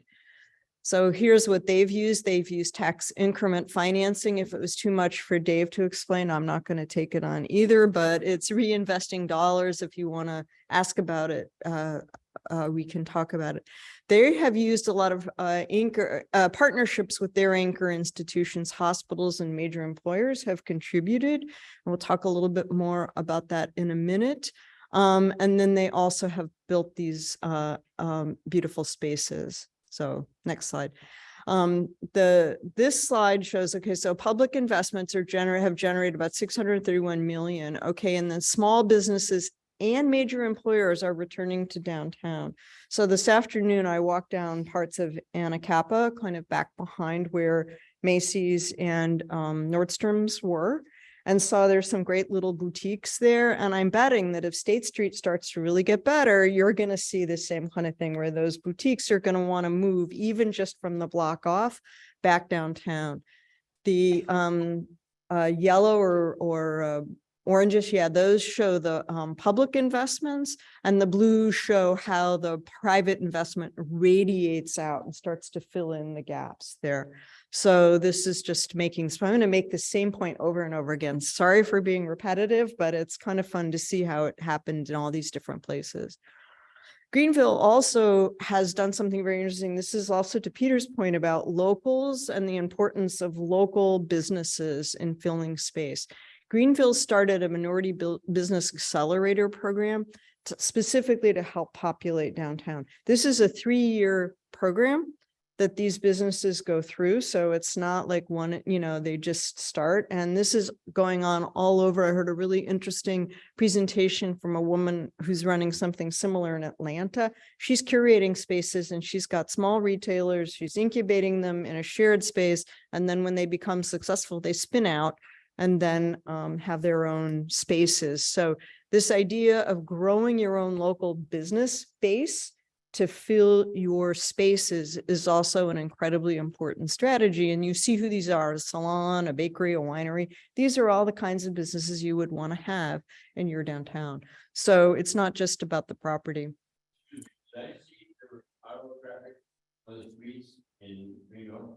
There is auto, there are part of Greenville is closed to auto traffic. Part of it, yeah. It's not so big. Now, I brought this case here because I want to say that this is a brand new development outside of Fort Lauderdale. It's another illustration of this idea of mixed use, combining office, retail, and housing together. And these kinds of places, it's still under construction. I was just there, still under construction, some of it. And what are they trying to emulate? State Street, right? They want what you've got. But so far their program includes 600 apartments, 5,000 square feet of office space, including one of the airlines is moving there, although I think it might be Spirit who's merging with somebody else. So we'll see what happens there. But anyway, 400,000 brand new square feet of retail space. And then you can see, again, these are people places, wide sidewalks, this open space. So here, next slide, Daniel, you can see how it's performing, particularly for the multifamily. The multifamily rents are 38% above what's in the market area. Office is only 9%, but that's good, right? It's better than nothing, right? And then the retail is about 6% higher. So it's not, crazy high, but it's all higher. And the housing is really what's driving a lot of this. So Fargo, North Dakota, you betcha. Just there as well. And I was really surprised by how great downtown Fargo is. Now, you might think Fargo is a cold place that has nothing in common with Santa Barbara, but it's warm in the summer. It has a university and it has a lot of wealthy people. It has a lot of really wealthy people. So there's a lot of money in Fargo. And they have really been working on their downtown since 2021. They added, or as of 2021, sort of in the last 5 years, sort of just before, during, and after the pandemic, they've added 1,000 new housing units. They've got another 600 in the pipeline. And Fargo is a small city. 5,000 residents are living down there. They have 18,000 employers, including a local bank. They're completely retrofitting a gigantic bank building. I couldn't believe it. I'm like, what was that? And they said, oh, it was a bank building, and the bank is reinvesting in this huge high-rise building. 45 retailers, a lot of restaurants, bars, and then good coffee as well. So next slide.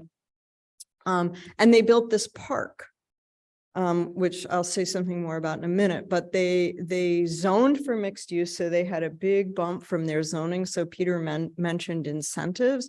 They have a bunch of tax incentives they could use, which we can't do in California, but just the zoning alone and flexible zoning is something that came up again and again and again in every one of these case studies. You see this park here, and right across the street, just right about where our logos are at the bottom there, somebody opened an ice cream shop. And they told me that once that ice cream shop opened, downtown changed. People brought their kids downtown and they really wanted to be there. It was, who knew that an ice cream store would be an anchor use when we're used to thinking about Macy's and Nordstrom's, but it really worked. They have a business improvement district, and then again, they have tax increment financing. So next slide. So it's been very successful. They also have 2 movie theaters. You can see here too that there's a mix of old and new buildings. So they too are really doing both placemaking and place keeping. The increase in property valuation has been phenomenal over the 20 years that they've had some of their incentives in place. So the increase in value was twice the rate of inflation, and it was faster than the overall increase in the value of the housing market for the city. So these are great numbers. Downtown Napa, Daniel brought this one to my attention because MIG's worked a lot on this flood control thing. So Napa was not a great place. There was a huge amount of uncertainty because the Napa River was flooding constantly. And downtown would have these giant floods, and you all know about floods and fires and all this kind of stuff. You understand that this is really not so great. Just between 1961 and 1997, there were 19 floods that caused more than $500 million worth of damage. And this was before we were seeing so much climate change. So based on the locals voted to tax themselves, and then the feds and the state and the county all put in money. They built a $550 million flood control project, but you see what that project looks like. It's not a levee and a wall. You see it's these beautiful bike trails and green space. The river has really become the centerpiece of downtown, right? So you can see on the bottom slide, all of the new construction that's happened now that people have certainty and there's less risk because of that. In that case, the flood control was what was going to decrease the risk, but they invested to make it also beautiful, right? So what's the payoff? The city, I was looking at the city's general fund and kind of what's going on there, and was just surprised by what their budget looked like for downtown. Millions of dollars. They continue to invest in downtown, but you know what? They have millions of dollars to invest. And it's because their property values have gone up so much. This is a new hotel on the right, a new restaurant on the left, and then you see public work. They've added a jobs in downtown, and they've had over $1 billion in private real estate investment. So again, another small town that is really growing in big ways. Next. So here, just the real estate trends. Again, the blue is downtown, and the orange line is the rest of Napa. So you can see office rents. The chart on the left is the trend in office rents, and these trends go from 2010. So kind of the trough of the recession. You see how they build back up, but it's really interesting to see what happened to those office rents post-pandemic. So in the last 3 years, those office rents have increased. They're higher than they were prior to the pandemic, right? And the gap has widened for the rest of downtown. Same with retail. The gap is not as big, but it's still better, right? So next slide.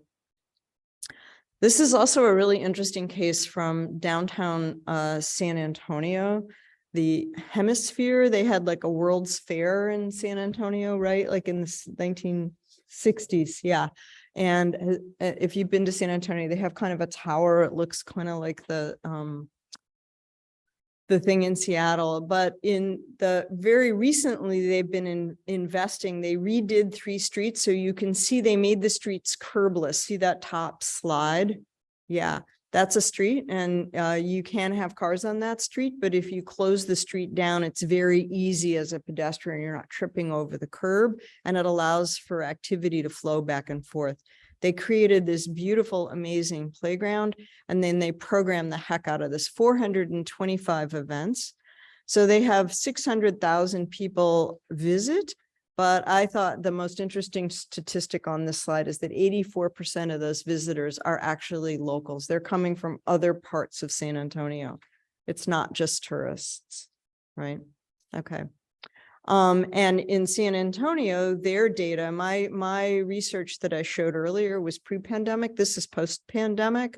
For every public investment, it catalyzed another $7 in private development, including housing, hotels, you see retail, adoptive reuse, 11 new businesses, 6 small, minority, 150 units. So the scale of this is not necessarily as big as it is in some of the other cities that we've looked at, but still it's a great finding. And just to emphasize, cars also do run on the same street. Right. It opens to cars and through traffic, but on certain event days, they close it off. These bollards are They're retractable, flexible and right? They go retractable. up and down. Right. Right. Next slide. We're almost done. Bryant Park, New York City. We put this in because we thought many of you have probably been to New York City. And this is another case where New York City was really in rough shape after the 2011 recession, the 2008-9 recession. This is not even after 9/11, but a little bit more recently. And these buildings, Bryant Park is not that far from Times Square, and it's just around the back of the main public library in Midtown Manhattan. And these buildings were just deteriorating. They were really losing value. And so what happened was the community got together and they really revitalized Bryant Park. And you see these chairs, as Sarah was referring to earlier, chairs that can move, right? This is what you're hoping. By the way, I love the little free libraries. They're awesome. I like the ampersand and the question mark. Okay. Anyway, but Bryant Park is privately managed. The city doesn't put any money in. So this is where they have corporate sponsors and contributions. This is like a business enterprise in a way, but it's a nonprofit. And they manage the heck out of this thing, as Daniel said. If you throw down a piece of trash, there's somebody there to pick it up. At the end of the day, those chairs and tables go into storage. There are a lot of events here. And it's had a huge impact on the surrounding properties. So you can see that after in 2012, when New York City overall was in bad shape, they had 3.8% vacancy for office space, and that the office rents around the park were much higher than they were for Midtown office rents generally. So again, this story is not just about housing, it's also about employment. And really, we need that kind of three-legged stool here, I think, of housing, retail, office, four-legged table, and tourism. All right, they're all important. So arts and culture. So just shifting gears a bit here to sort of talk again about what some of the assets are that is going to really help State Street. In the US, arts and culture economic activity accounts for 4.4% of GDP. It's like over $1 trillion in the US. And this is again in 2021. I'm not talking before the pandemic. And State Street has 5 theaters, 9 museums, 88 restaurants, and 250 hotel rooms. So you have, again, you've got some of these bones here. You've got a lot of them. Next slide, please. The nonprofit arts and culture sector alone in Santa Barbara County has contributed over $200 million to your economy. And where most of the museums, if not all of them, are right here, right? $73 million was spent in Santa Barbara County by audiences going to cultural events. So, and those are locals, right? I mean, maybe people are coming to go to they're coming to go to your film festival, I'm sure. But a lot of them were spending money on food and beverage, right? So they're going out to eat, they're going to a show or to see an exhibit, and then they're going out to catch a meal. So this is, again, an important asset. Next slide.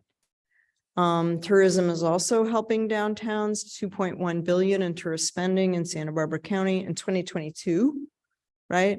And it's come back above or equal to 2019 levels. So you have that big dip in 2020, right? And then it's pretty much back up to where it was. So next slide. And then finally, housing. Just wanting to close on this note, downtown residents are the people who are going to really support those stores.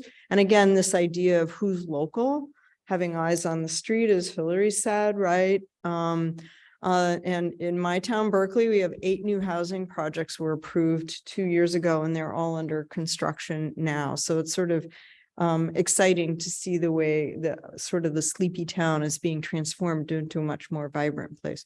One more, we have, I think, 1 or 2 more. I know that people really like to hate on LA right now, but if you haven't been down to the Arts District lately, you should get on down there. It is hopping. I was there recently, had a great meal.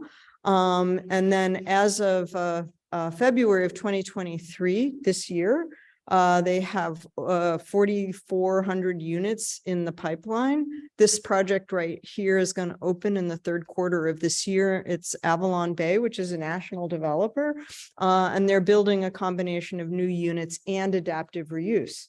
So it kind of fits with, again, have here $2.5 million of planned office space. That's very optimistic. right? But it's again in the pipeline, and then 60,000 square feet of retail space. So that's mostly new commercial space to be local serving. It's not like they're doing a huge retail expansion, but just that mix of office and housing, I think is very interesting to see. So those are the case studies. So Daniel, I'm going to turn it over to you. Yeah, question. Okay. I see a question. Please go ahead. Turn Yeah. your mic on, please. Yeah, two quick questions. One, when you're talking about $1 of public funds, catalyzing $7 or $10 to Right, $15.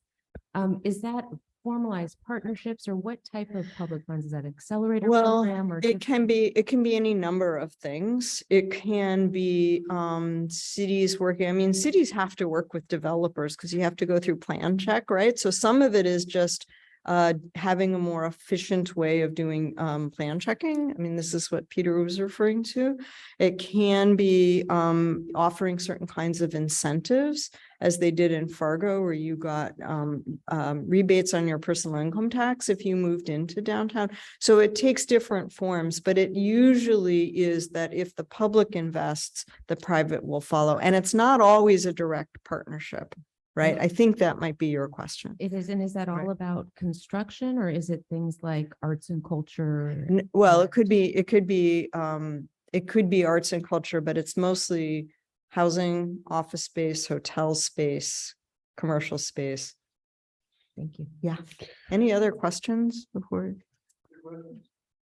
Okay, we're going to think try to Daniel. finish this up quickly to get to discussion because I know Robin was still going to make a brief presentation about the P-bid.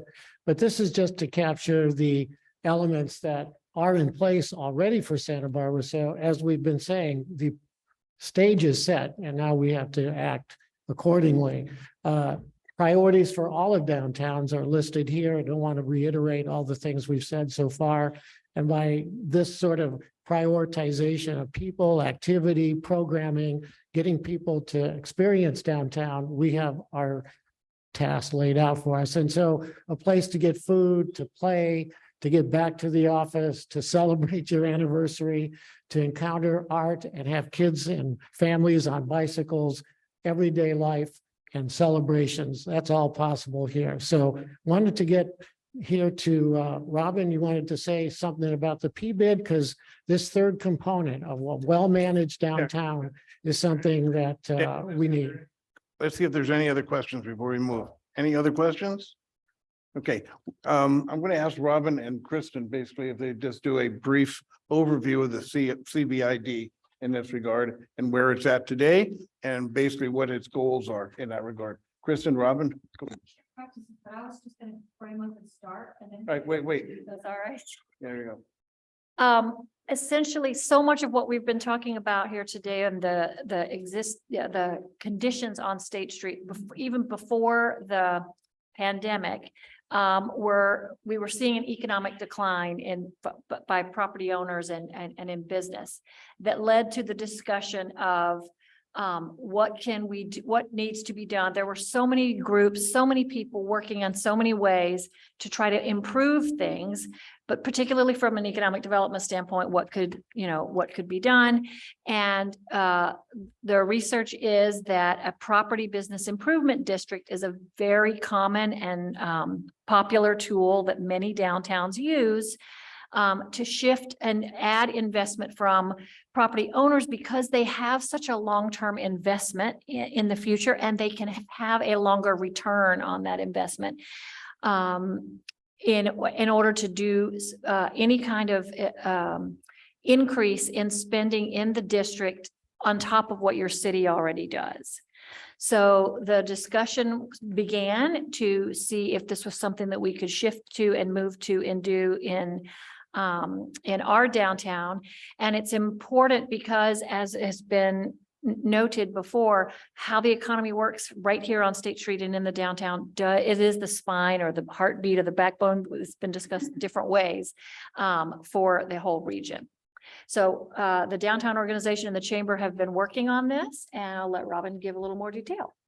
Thank you. So a lot of the things that we've talked about tonight and some of the challenges that downtown faces are trying to be addressed, at least in part, through this community benefit improvement district. And so I have passed around, and if you can pass that way, a statement of purpose for this effort. So as Kristen mentioned, the downtown organization and the South Coast Chamber of Commerce have come together with a group of property owners, a group of steering committee members that ultimately are working on this initiative. So currently, the downtown organization operates under a business-based business improvement district that's been around since the 70s. And that brings in only about $250,000 a year. And that is in part why you're seeing some of the challenges that we're seeing. There's just not enough collective infrastructure to support a downtown of our scale, caliber, and what the community wants to see. So this effort is a property-based improvement district, meaning an assessment on properties in the designated area. And so this would expand the district all the way to the beach as well as the funk zone. And particularly the steering committee has come together and particularly we filled out a survey in 2022. And the key things that the property owners within the area want to see, the top 5 special benefits are homeless outreach services to respond to issues around homelessness, panhandling, loitering issues within the downtown area. Additionally, have safety ambassadors or private security for downtown to address some of the challenges that we've discussed tonight, to fund special events such as holiday decor, street festivals, etc., to improve the identity and to bring positive attention to downtown. Additionally, enhanced sidewalk and gutter sweeping services, graffiti removal during peak times, and also marketing and promotions, social media and branding programs to bring new businesses and attract new tenants. So specifically, this group has wants to direct funds, specifically 66% to enhance safety, cleanliness, beautification, and maintenance. The key things that you all have discussed tonight, 14% of these funds, if passed, this is a project in an initiative going on right now that over the next several months, if property owners choose to pass this, this is how the funds would be spent starting in early 2024. 14% would be used to enhance placemaking and identity efforts to improve the image of the district. 15% of the funds would be to administer the district benefits, essentially to staff it. And then 5% to contingency and reserves. So this district, if established, would be initiated for initial term of 5 years. And so this is similar for those who are that are familiar. Coast Village Drive just finished this process, and they are starting, as in the last several months, starting to deploy some of their services, and you're starting to see those advancements in that is in part bringing people, businesses to that area. Once we implement these different services, the goal is to really support and have the infrastructure for our downtown and for the future to align with this larger effort. And so the difference we may be looking at, particularly on the assessment, is somewhere around $2.7 to $3 million of services that would be available to deploy each year. And so this is really imperative for us to act now and make this happen to support this entire infrastructure to ultimately enhance our downtown services, economic growth, district vitality, and also to be able to act independently of the city's budget, because that's going to go up and down over time. And this can support the vitality of the district and particularly the people who are investing in it, the businesses, the properties who plan to stay. So I'll stop there and answer any questions you may have, but this is a parallel project to what we're doing now. Excellent. So are there any follow-up questions or comments for Kristen and Robin here. Before we go on to a broader discussion of takeaway messages, and remember on Wednesday, you're going to see designs that will be basically the starting point for this platform of urban design to support all of what we're talking about here and what's been expressed this evening. Ken, go ahead. Yep, looking forward to it. Ken? So the CBID process, it sounds very important. And so is there any way that we as individuals or the committee itself can be supportive in the process of promoting the CBID? Great question. Absolutely. So in the next several months, more information is going to be coming out about it. We're going to be doing a public information campaign, specifically a petition to the property owners in this district and communicating the message. But that said, we can all talk to the businesses as well as the property owners to share more of why this is important now, and also to educate them on how many of these, and as we saw tonight, the benefits that they bring to a community. The long-term investment is really significant. And so talking this up in advance of the ultimate vote that would take place sometime in September or so, maybe October, depending, is going to be very important. Okay, any other follow-up Other points? questions? On the PBID topic? Go ahead. Kristen? Just a question about, do PBIDs in general help with recruiting new businesses? Does that help sort of raise the stature of an area, and or what impact might it have on helping to fill the vacancies?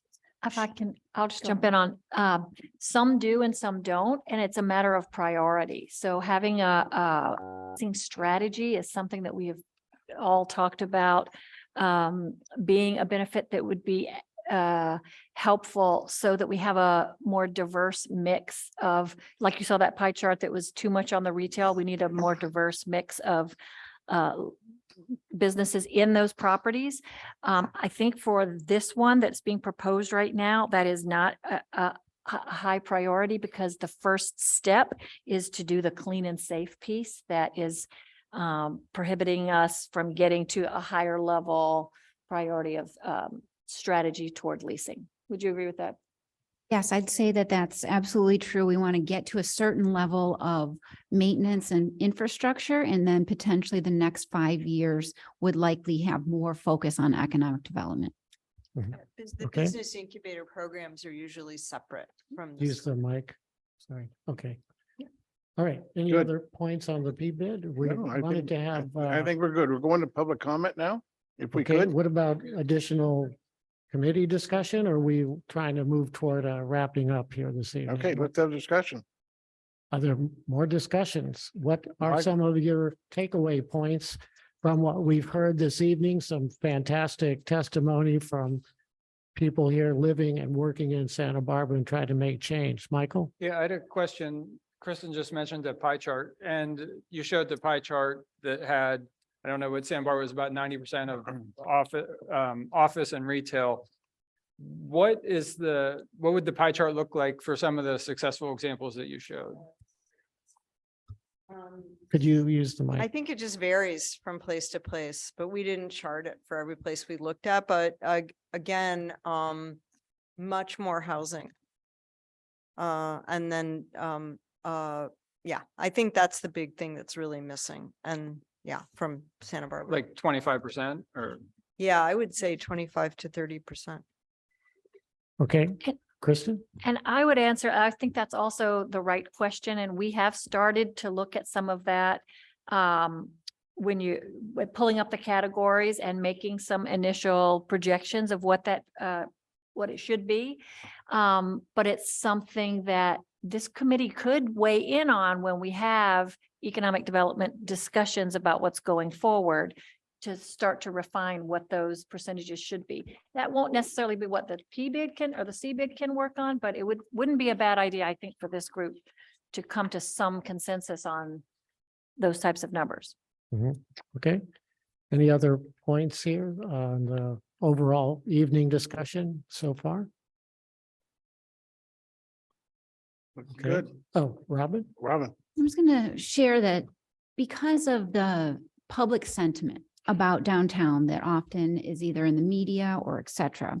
I think it's this committee's purview to be really upfront about what all is being worked on downtown and how much efforts are being put into this space. There are tons of events happening downtown. I'm not sure if anybody went and did a twist and shout at the Chubby Checker event, thousands of people in the street. The Book of Mormon came out on at the Granada, and people poured out into the street and went to restaurants. We're putting on many different activations this past week.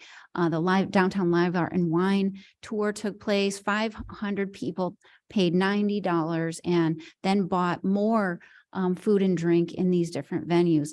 Things are actually turning around. And I want everybody to just make sure that they talk to the public about the things that are working and where we're trying to go, because it's so important that we support and lift up our business community. And, while we work through the challenges, because it is, it's harder and harder to promote downtown when people are, stirring the pot. We've got a lot to do and cover. Here, here, Okay, well said. here, here. Any other comments and takeaways from the evening so far? We have a list of people who do. Yeah, want we to have comment. some public comment. I will start with Rich Unterman. Rich, you want to come up and be followed by Fred Sweeney?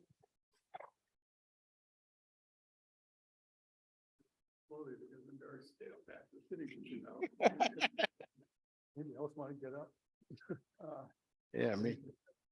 Thanks for doing this. My name is Rich Hunter. My wife and I built and operated a little hotel on Garden Street for a long time. Oh, that's right. Okay.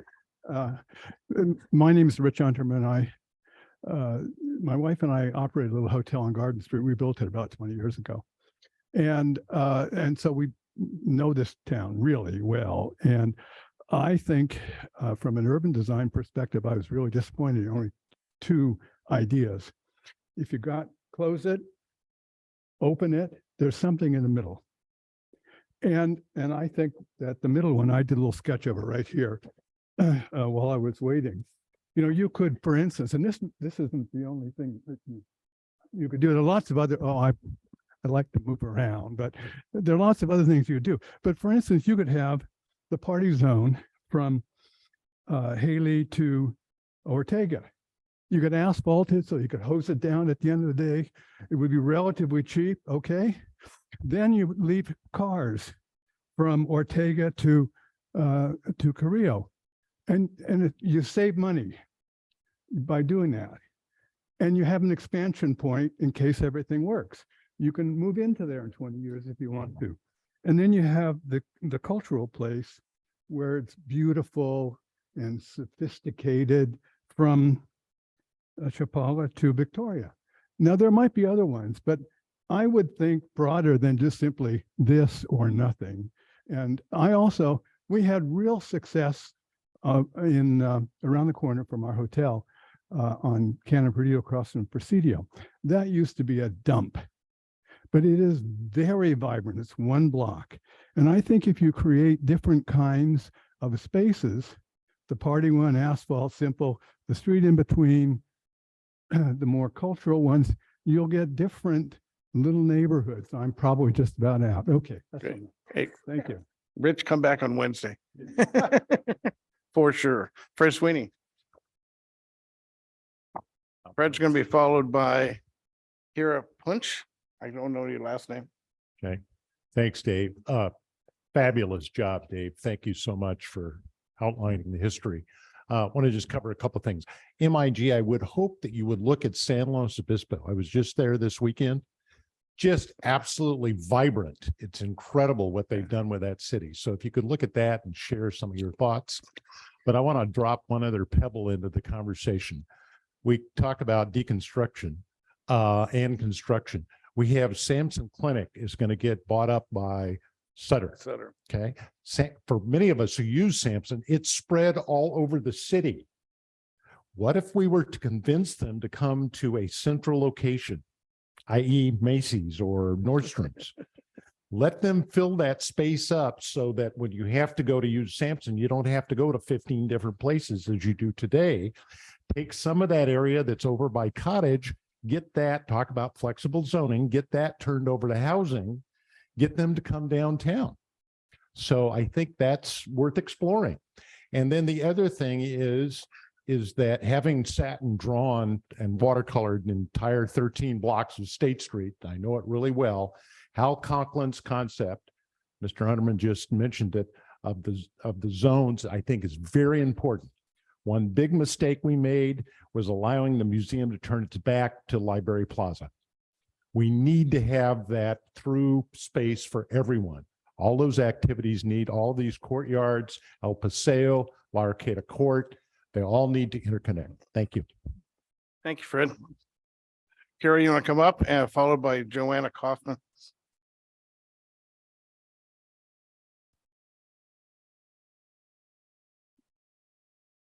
Hi, everyone. My name is Kira. You can pull it down. Oh, great. Thank you. It works. My name is Kira Push. I'm a grad student at UCSB.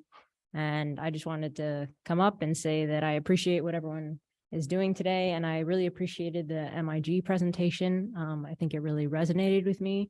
I don't know if it's the fact that I'm maybe a little younger than a lot of the folks in this room and people who have been around for a lot longer than I have in Santa Barbara, but I really agreed with people who spoke and said that they feel that Santa Barbara and State Street has been revitalized since the closing of State Street. I feel safe there. I enjoy going there now. I enjoy biking there now. I think active transportation and including it in these plans is really key, making spaces for people who are biking and making investment in public infrastructure so that people from UCSB, from college spaces, from elsewhere can come to downtown much more easily. I think making that a more seamless process and then making it like placemaking so that we want to go there and stay there such that the trip is worth the time, which is currently like a 35-minute bus ride, is worth it. And I really enjoy downtown. I would love to live downtown. And if housing was affordable and much more plentiful, I think that would be way more possible. Yeah, that's all I want to say. Good. Thanks. Thank you very much. Joanna?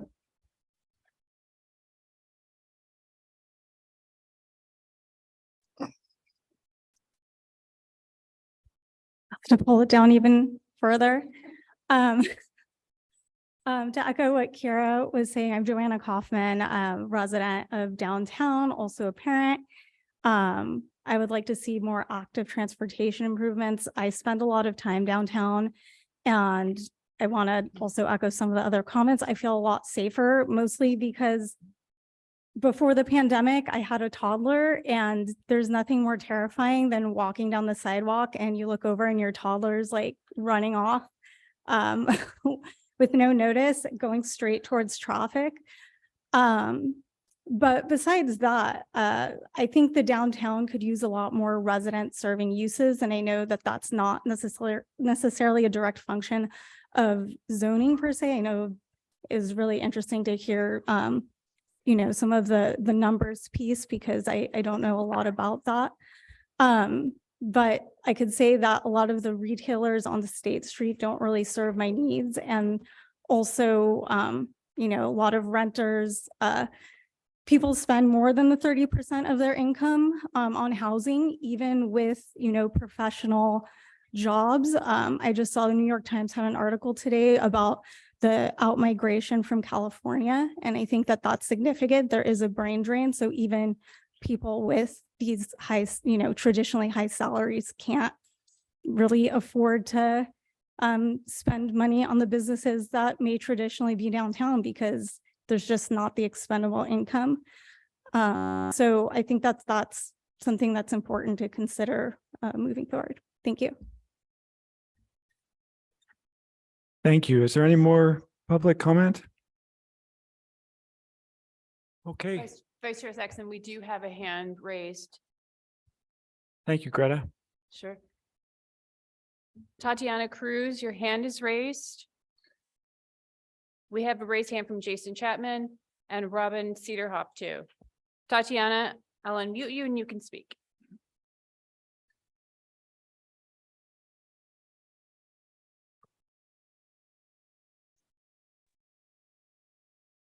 Hello, this is Tatiana. I can't tell. Am I still muted? Can you guys hear me? We can hear you. We can hear you now. Okay. Thank you guys for meeting. It was great that this was live streamed so I could join from home immediately after work. I was in my office today and I get to work by biking down State Street as I do most of the time.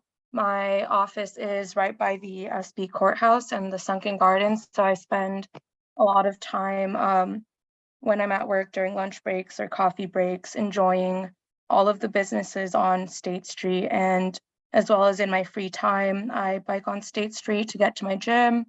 I bike there to meet up with friends for drinks and dining. I bike with other young people. And I just want to say that I think having designated bike routes and putting bike safety at the forefront of all of the future plans for State Street is super important. Prior to having more events that will draw pedestrians onto State Street and the roadway. I also wanted to comment on the vacant retail and office spaces. I would really love to see more focus on housing and acknowledging that we'll never go back to the days before online shopping. Housing is one of the most important, and someone said earlier, only 1% vacancy in the rental market. That is a very alarming number. Myself and all the other young professionals that I know who work for the county and the city of Santa Barbara have experienced firsthand this need and stress and anxiety over housing, and trying to plan our careers here is very difficult when we have housing uncertainty, as many people who I've known at the city and county have had to leave jobs to accept similar roles at other cities, counties, or states that offer better housing affordability. I think it'd be a great opportunity to revitalize the vacant commercial spaces by creating housing that solves your questions of how will we get people downtown? Well, how about housing them downtown? Giving us farmers markets, permanent spaces for groceries and other necessities, not just retail, giving us museums. And I could say much more, but I've also emailed my comments since I thought of many things during the presentation. Thank you guys all again for your time and for staying here so late in the day. Thank you. Hand is raised. Jason Chapman, I'll unmute you and you can speak.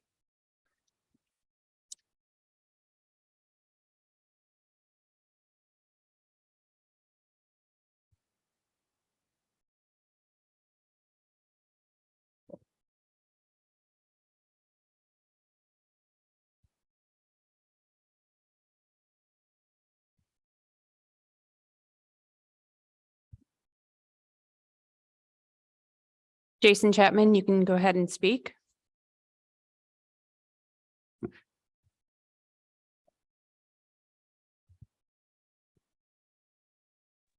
I believe I fixed it. We can hear you now. Okay. My name is Jason Chapman, and I also wanted to echo other people of how much I enjoy visiting State Street as it is. I actually, come from Goleta to visit fairly often, and to have a space where you can kind of enjoy the city without kind of having to keep your head on the swivel to avoid traffic, to worry when crossing the road. It really is very refreshing, and it does feel much safer in that regard. I also did want to, I appreciate the emphasis on housing. I think, maybe some people wouldn't imagine why you would want to live right in all of the hustle and bustle, but there are a lot of people that would love to live downtown, and it's a great opportunity to kind of fill the housing gap without impacting any of our natural spaces. And then I had one final point about if there ever were, consideration of having car traffic on the street, in terms of finances, the number one source of damage to roadways and to paved surfaces is vehicles, is heavy vehicles cycling over something. So I have to imagine that, the city is probably going to save quite a bit on maintenance of that street. And so hopefully that is something that is part of the consideration as far as the financial aspects of this. Thank you.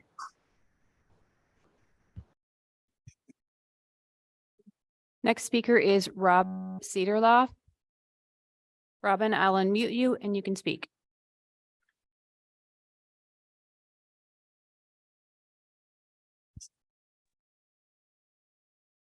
Hello, can you hear me? We can hear you. Oh, thank you. And I want to thank everybody for this opportunity to sit in and listen to the meeting. I've been kind of keeping an eye on things somewhat from a distance, but not too far. I live in Goleta. And I have to be honest, I used to spend a lot more time in Santa Barbara shopping and whatnot before State Street actually got closed. Call me old fashioned, but I actually did enjoy and, driving down State Street, looking for some new business shops or restaurants that I didn't know were there, and then driving around the corner to park and then going and visiting. I understand where a lot of people are enjoying recreating on State Street, but I am kind of interested in knowing how things will turn out economically that way if it is all closed. I'm hoping there'll be some consideration for some vehicle traffic on State. As I've gotten older and my family members have gotten older, it's a little more difficult for us to go to the theater or do some of the other things we used to like to do because I can't drop off at the curb. And I've had visitors coming back into town now that COVID is lifted. And they all remember coming before and being able to take the trolley up and down State Street and hopping on and hopping off to do shopping and just wandering around. And so I'm hoping maybe might consider using just one lane in State Street and having it as a one-way direction, maybe going from Victoria to the wharf. That would be a nice little travel area. Thank you very much for your time.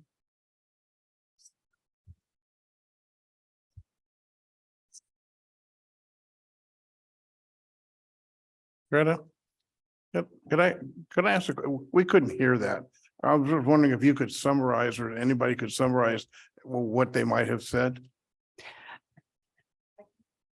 You can.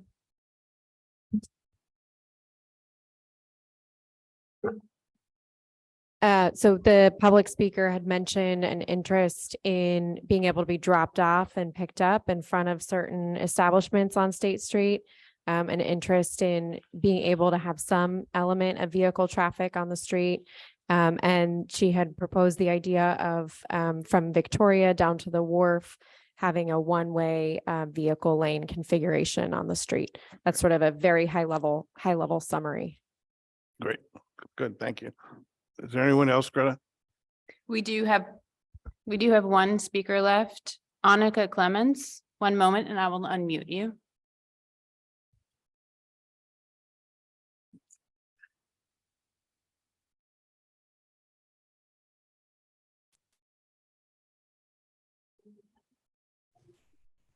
Annika Clements, go ahead and speak. Can you hear me? Hello, can you hear me? We can hear you. Oh, great, thank you. So, hi, I actually live in San Luis Obispo, but I come to Santa Barbara every time that we drive south.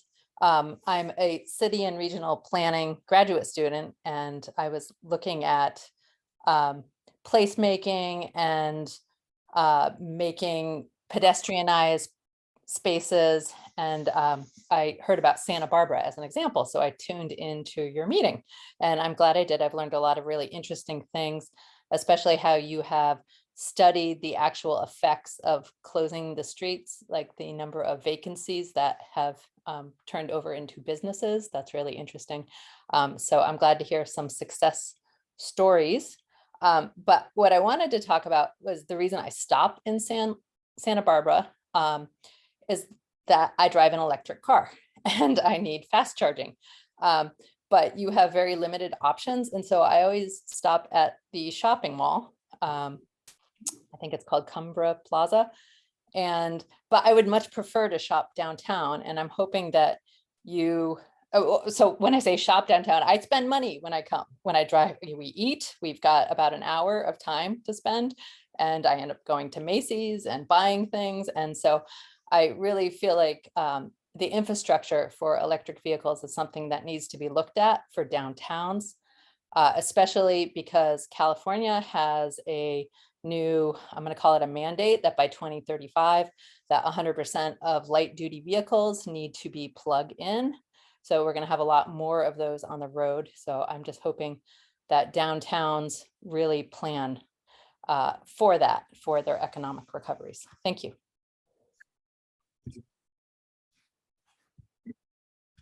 There are no more public Good. speakers. Thank you. Thank you very much. Thank you for all the speakers who did speak to date. And I have one more. Barry Remus. And if he wasn't such a nice guy, I don't know if I'd let him in, but Barry.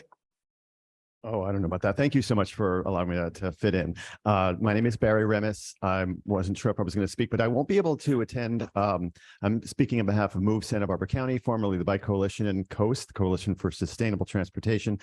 I won't be able to attend on Wednesday, but I know I'll be going through looking at potential design options. And I just wanted to share, we may have somebody else, but just to let you know that on May 9th, Move Santa Barbara, along with the Friends of State Street, hosted a Wheels on State forum at our space. And Tess and Timmy were there, and Ken also, and Mr. Nylander in attendance. And it was very well attended, upwards of 50 people. And we got a wide range of perspectives, which was actually, I have to say, a little surprising, because I thought would be okay preaching to the choir, but it was a good diverse perspective that were shared. And I think the overall message that came out of it is that whether you're pro bikes on State Street or wheels or not, then just to be able to find the balance of people enjoying State Street and able to find the ability for those that are walking or on wheels or not to be able to coexist peacefully, and that the safety element is certainly a big priority there. So as you continue to move through the discussions, keep those things in mind, and with future design and the idea of creating placemaking in space, think about also making memories so that when people finish their experience on State Street, that they want to come back, that they've done something, whether it's not just the businesses or the retail experiences, but also the way that they have interacted with each other, and the design on State Street for the years to come in the future, that they can walk away from that or ride away from it, thinking that was a fun experience, and I want to relive that again. And so let's just try to make sure that we're hopefully building a future for State Street that allows for people to be able to interact in many ways, and include the shuttle and microtransit as well. Thanks a lot. Great. Thank you, Barry. And thank you to Move and Friends of State Street for hosting that. And from people who attended, I heard really good reviews coming back. So good event. Okay. Any other business from staff at this point? She's shaking her head. Looks like a no. Nope. Our next meeting is just in 2 days on May 24th. We'll be here at the Faulkner Gallery. It begins at 3:30. 3:30, remember. And this is really exciting. This is that moment in time that I think we've all been waiting for. We're going to really start to be able to visualize what downtown can look like and show some design concepts. And the point of the meeting is to be able to get the feedback from the State Street Advisory Committee, so we can make it even better. Great. Thank you, Tess. Any other comments from committee members? Okay, I want to thank Fran for being here tonight, Peter for his presentation and its investment in State Street, Krista and Robin for what you guys are doing. Looking forward. our consultants, Daniel and Dina, for leading us through that presentation. And I can't wait till Wednesday. Okay, everybody, good night. Drive safely. I'll walk home. Bye-bye.